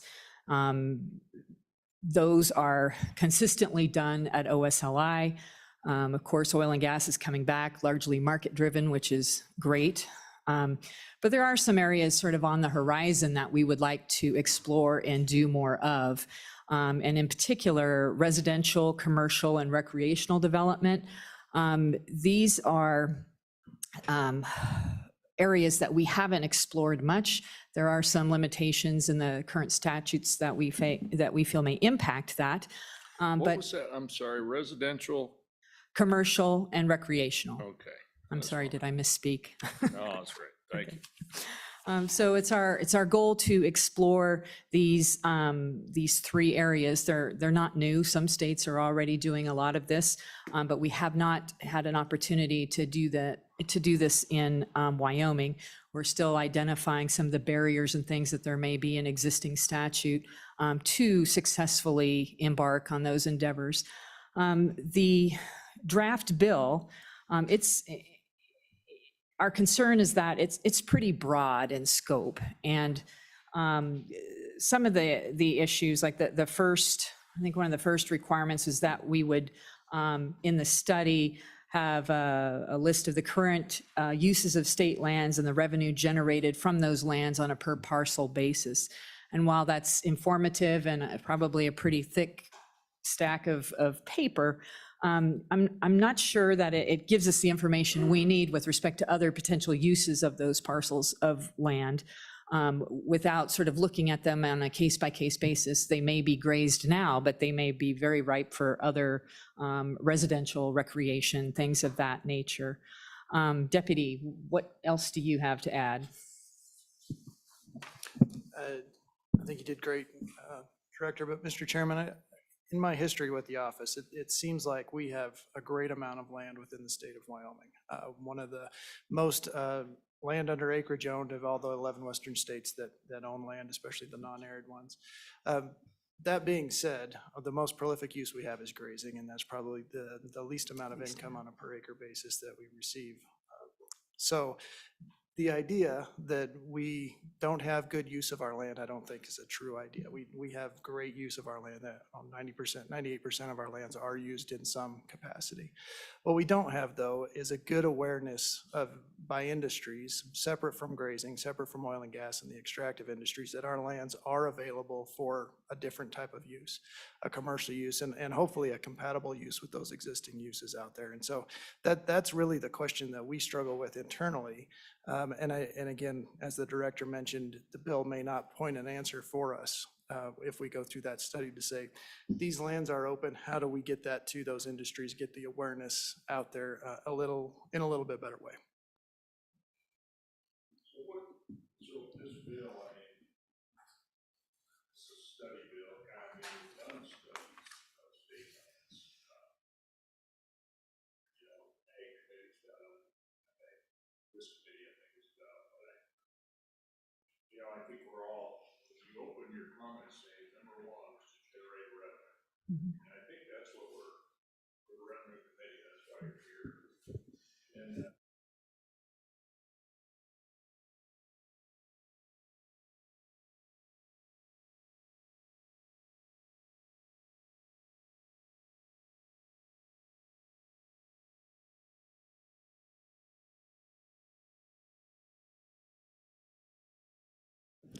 Mr. Chairman, that's correct.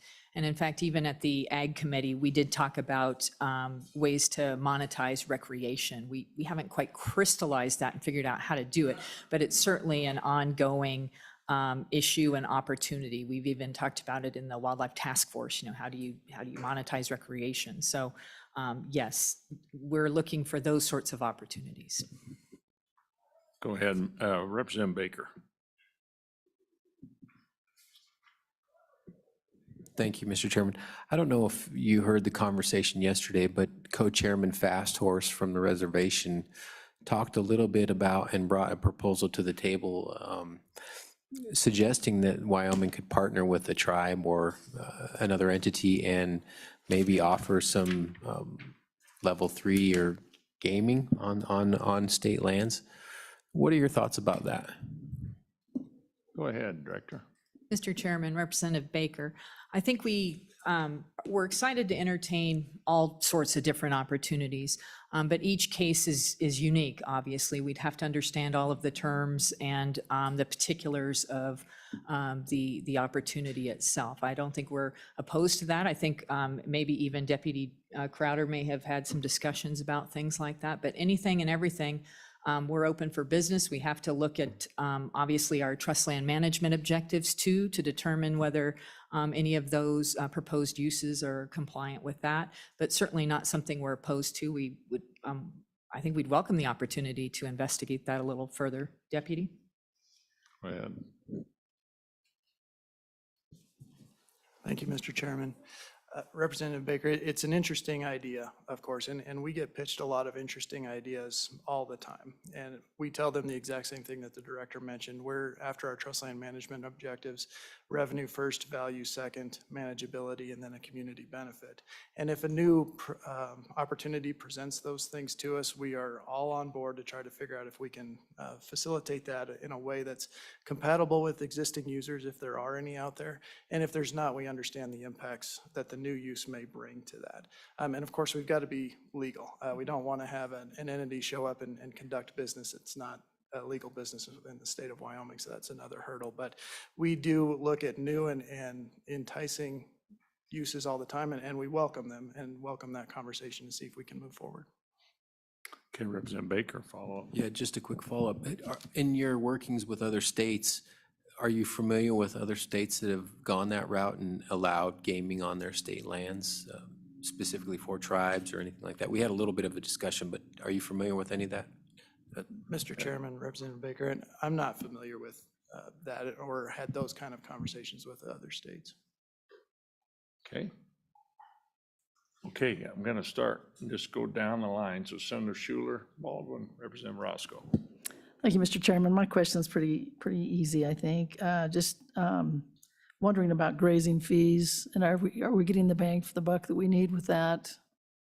Just out of curiosity, what's your opinion on that? Go ahead.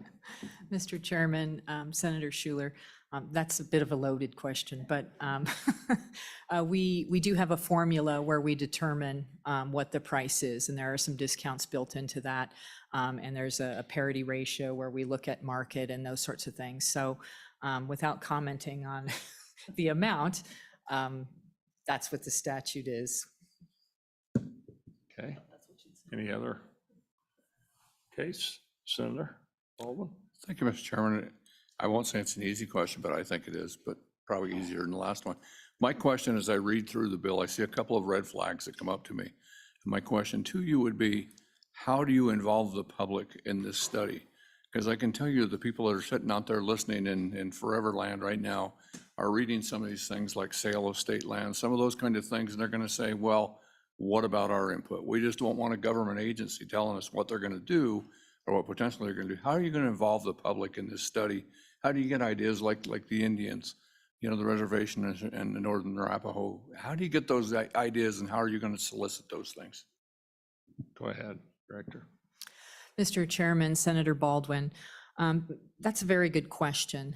In the past, well, most of our processes do involve a public comment opportunity of some sort. And I think when we did the Teton County study a couple of years ago. We had a working session for the Board of Land Commissioners where we took them out to Teton County, and they were there and they received comment and input on certain state parcels that we had identified for potential development out there. And they heard from the local folks, and they considered their input. And then as we went through that process, we were mindful of that input. So that's how we were able to do it previously. Depending upon what this study looks like, we will certainly build in a public comment and participation aspect to that. And I'm sorry, what was the second part of your question that escaped my mind? Was there a second part to that? I don't think there was a second part, but if there was, somebody else might have heard it. That was just, how are you going to solicit those ideas and how are you going to take those? Because I know everybody on the committee's got a different idea. Everybody listening in the public has a different idea, and I want to make sure that those ideas are brought into this study, and this isn't just in-house, that this is taken out to the broader community and to the citizens. Make sure we get all the ideas and all the input. Well, that's it. I mean, everybody's got a section they hunt on, or they, and it's from view sheds to use to recreation to all of it. It's really important. Okay, Representative Roscoe. Thank you, Mr. Chairman. And pretty much that was the question I was going to ask as well. I know, and I don't know if anything should be added to this bill for this study, that I guess my concern is local, and being from Teton County, you have an impossible job. Let me emphasize that. But county issues, the effects of some of this development and the long-term effects, the negative effects, just need to be, brought to the study.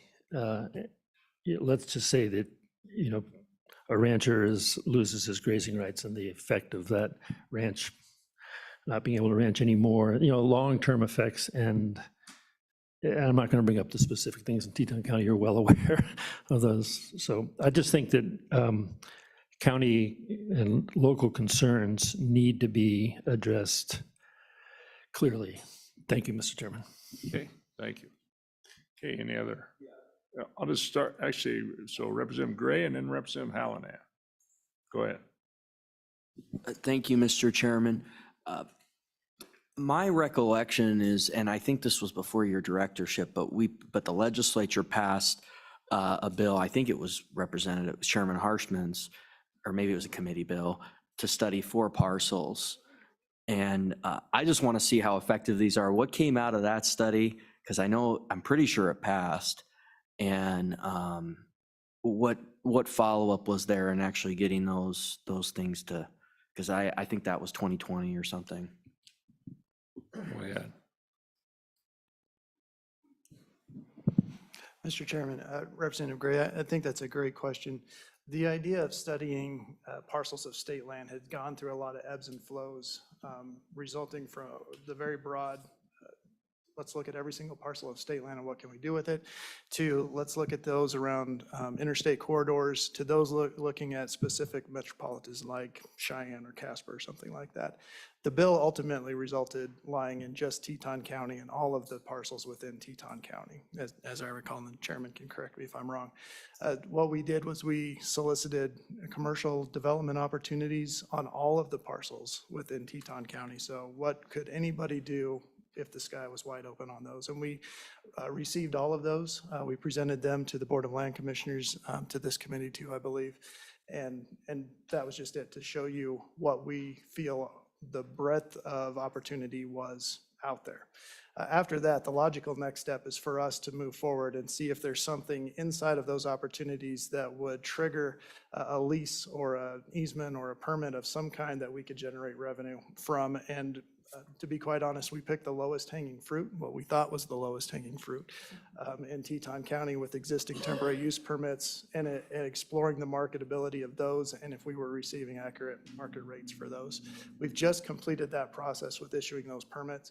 The next thing is to look at the other parcels that had a lot of interest commercial development wise in Teton County, and that would be what we call the Munger Mountain parcel. That's the next one that we're going to pay attention to, and of course the Kelly parcel is always always one that we pay attention to, but it had a lot of interest within that study. So that's where the result of that bill is, I guess. So we're getting there, Getting there. and hopefully start making some more revenue. And Mr. Chairman, I think it's important to note, those TUPs were garnering somewhere around $30,000 a year. With our market solicitation, roughly the same types of use, not exactly the same, but roughly, we're up over or close to $600,000 in annual revenue. So it was a great process. Went from 300,000 to 600,000. 30,000 to 600. Yeah, excuse me, I meant 30,000. 30,000. Okay, and yeah, okay. So we're getting a start. Anyone else? I think Representative Hallinan is next, and then Sweeney. And okay, I just want to say it's 4:08. And my other job across the street, I have back to school night. I'm going to have parents at 5 o'clock. Mr. Chairman, I'd be happy to I chair. might have to turn this over to Representative Pappas. Okay, Senator Pappas. Okay. So Thank you, Mr. Chairman. And I wonder if you folks have ever looked at having, I know you have the grazing lease on these state lands. Have you thought of having a hunting lease on these state lands? I know that there's a lot of pressure right now on ranchers with the state lease. They have hunters wanting to come on their property, on their lease, and well, they kind of crowd the place out sometimes. Would it be appropriate to have a lease for the hunting rights on these properties? And maybe the ranchers would like to buy those leases, or maybe they'd want to have the certain hunters would be able to come on their place and they would know who they were and they'd be able to control that better than they do now. So have you thought of having put your state lands up for hunting lease? Thank you. well, I can see the interwebs are just burning up right now out there. No, go ahead. Mr. That's a Chairman. good question. Representative, currently we offer outfitting temporary use permits, both exclusive and non-exclusive, for hunting activity on state lands. Now, we have been approached a time or two from folks who've suggested we try to utilize those blocked up state lands, to give some room, if you will, for people to hunt and maybe offer exclusive hunting trips and things like that. To my knowledge, we have not entertained that for a variety of reasons. Deputy, you may have had more conversations about hunting and special hunting leases than I have, but I do know that it has been suggested a time or two. I guess I would consider that even to be sort of an offshoot of recreational activity that we would have to figure out how to manage. Okay, very good. Good question. Okay, I think Representative Sweeney was next, then Yin. So within the bill, it appears to me the study is to be done by your agency. And so if we move this forward, do you have any concerns about that? Because just with the ARPA, everything else, and not having enough staff to begin with, I'd have some concerns. Yeah, I agree. Go ahead. Mr. Chairman, Representative Sweeney, yes, that is a limitation for us to conduct this study as it stands in the draft bill. Right now, we have minimal staff with one person, program managers, without a whole lot of bandwidth. We're just barely keeping the lights on, as I call it, which means just the day-to-day activity. We are working with Governor's office, and we've talked to Joint Ag 2 about the possibility of adding staff, but clearly that would not occur in time to conduct this study and wrap it up. So we would probably need to have an appropriation for a consultant or something like that that could help us do the study or do a large part of the study. I just take you back to what you said about the commercial, recreational, and residential, and then Representative Hallinan's question on hunting really is as you mentioned, recreational, but I think there's even more There's just so much land and so many opportunities. But if we were to try to focus on commercial, recreational, and residential, I mean, are there some roadblocks out there that we probably need to sit down, think about, solve, statute changes, whatever? I don't know. What's your thoughts focusing on those three?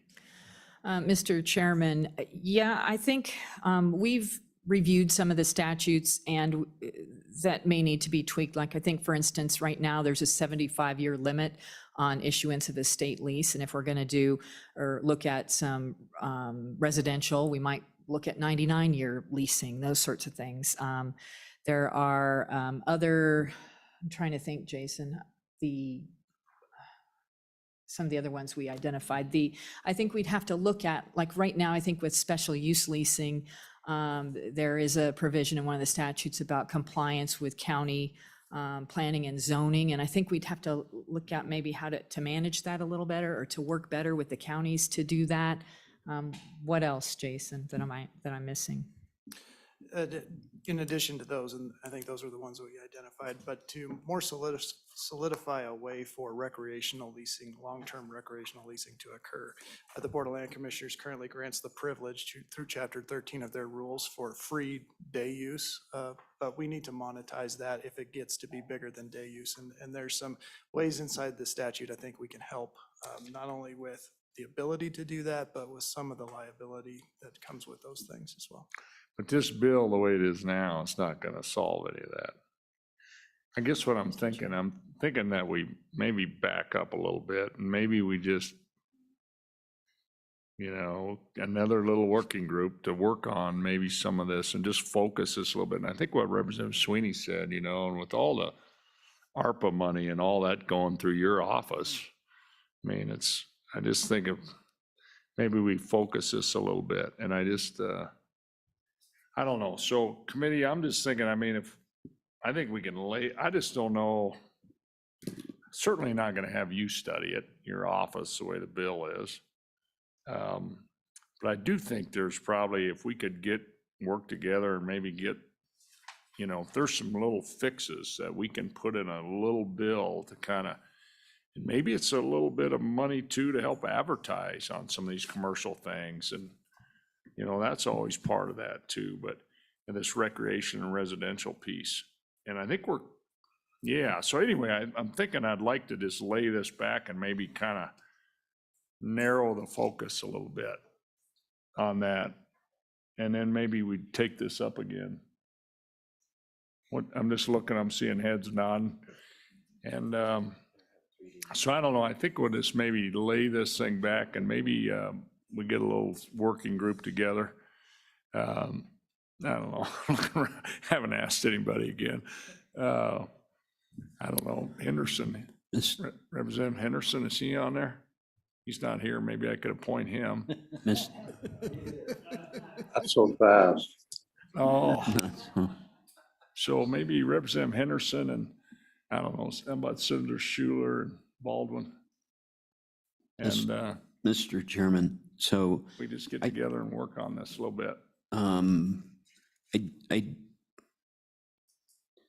We've laid back quite a bit. And I think we're up to a 3 or 4 day meeting in November. Probably a 3-day. So, but I think the study bill is fine. And if we could provide for an appropriation and the ability for the department to be able to have a consultant or put it out for RFP or whatever. And if the department's got other things they'd like to add to the study bill, that'd be fine too in construction, but I'd hate to lay it back, and probably needs to be in somebody's supplemental. I don't know. But I don't want to lay this concept of state revenues from state lands back, but I think I want to really try to come back with another bill maybe at our next meeting to focus on this whole commercial, recreational, residential, maybe fix some of these little statute roadblocks so we can get going. I mean, we've studied, I guess that's as I read this too, I thought, geez, I mean, we're not gonna mess with grazing or anything. We're not gonna, it's not about any of that or raising. We wanna, but there's some spots in this state, not all in Teton County. It's amazing. And I just think need to somehow kind of work to monetize that a little bit. I don't know. I just think this study thing is gonna be too big and it's gonna take too long and then and I think we can get some work done here before our next meeting, maybe bring a more focused bill on those areas. That's my thoughts. I'm laying this back. Senator Baldwin? Just a quick thought. Thank you, Mr. Chairman. My quick thought would be this, is that, and I would follow Representative Sweeney, is that I would prefer to move the bill and do the bill, and then as it comes to committee, be that House or Senate, as we get into session, that then we can actually refine it and narrow it down. That would be my preference, but yeah. Okay, Representative Gray.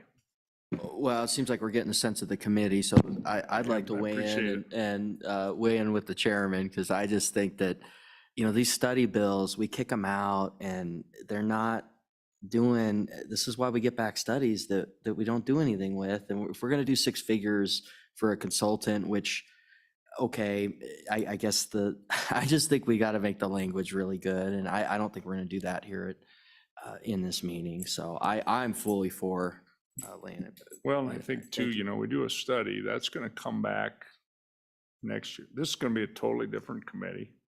Maybe none of us are back on this committee. And, you know, you two might be back. You two might be back. Mr. McGagnon will be back. And who knows? I mean, so I think we've got a chance maybe to focus and get something forward and take a smaller bite than a big study of every parcel in the state. I just think is, so that's okay. Any other sense of any other folks got? Mr. Chairman. Go ahead, Yeah, I Representative. think the only thing that I would request is if you do create a small subcommittee, that you put Representative Roscoe on it to have some Teton County interest. Because the last bill focused squarely on us. I think that there is some use that we would prefer. For example, residential. I think that is very appropriate and something that our community would ask for. But I just want to ensure that there is some voice there in that group. Okay. Okay. Is there any public comment? Mr. McGagnon, appreciate your patience. Thank you, Director and Deputy. Appreciate you, Mr. McGagnon. Welcome.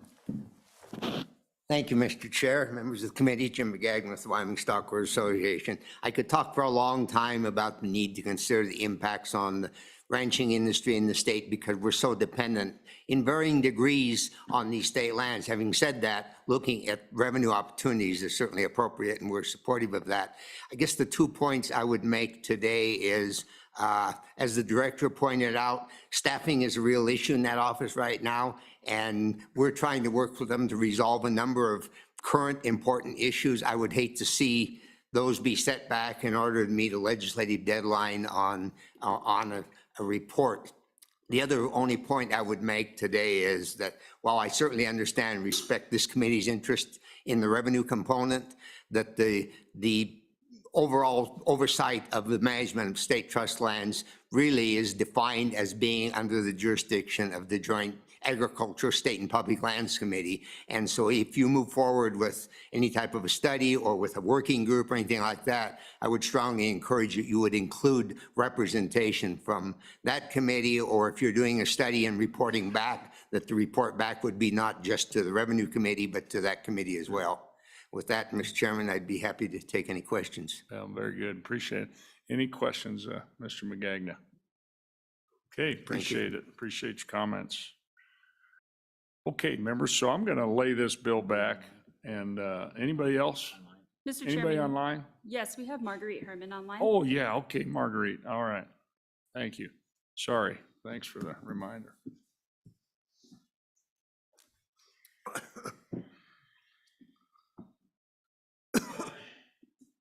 Thank you, Mr. Chairman. Marguerite Herman here with the Advocates for School Trust Lands and also a current trustee in Laramie District 1. It sounds like you're already going down a different path in my comments, but I thought, well, I've been hanging around for several hours. I might as well offer them, and I definitely am eager to work with whatever study group gets organized around this. Just two main comments, which would be that I would like also the study group or whatever bill comes before the legislature in 23 is to also look at current statutes. And some are old, some are new, to make sure that we don't have laws on the books that that depress income from school trust lands. So I think over the years, maybe laws have been passed that are contrary to the fiduciary duty. Just take a look at statutes. The other thing I'd like it to do maybe is to review the use of revenue, especially in the savings, the corpus of the Common School Land Fund. I will just reference the discussion yesterday about sending, now it's a third, more than a third of the non-renewable royalties, and using them for current accounts instead of saving, investing, and then having compound interest. Is that the best use of the income? Because that is revenue producing the income itself. And so I would like to really look at that idea. I think I oppose the idea. I think what Utah does is they save every penny. It all goes into savings, and their permanent fund has grown tremendously and is producing income. And so I would like to look at that as a possibility too. Use of that money, whether it's better spent on current or it will have a better income saving.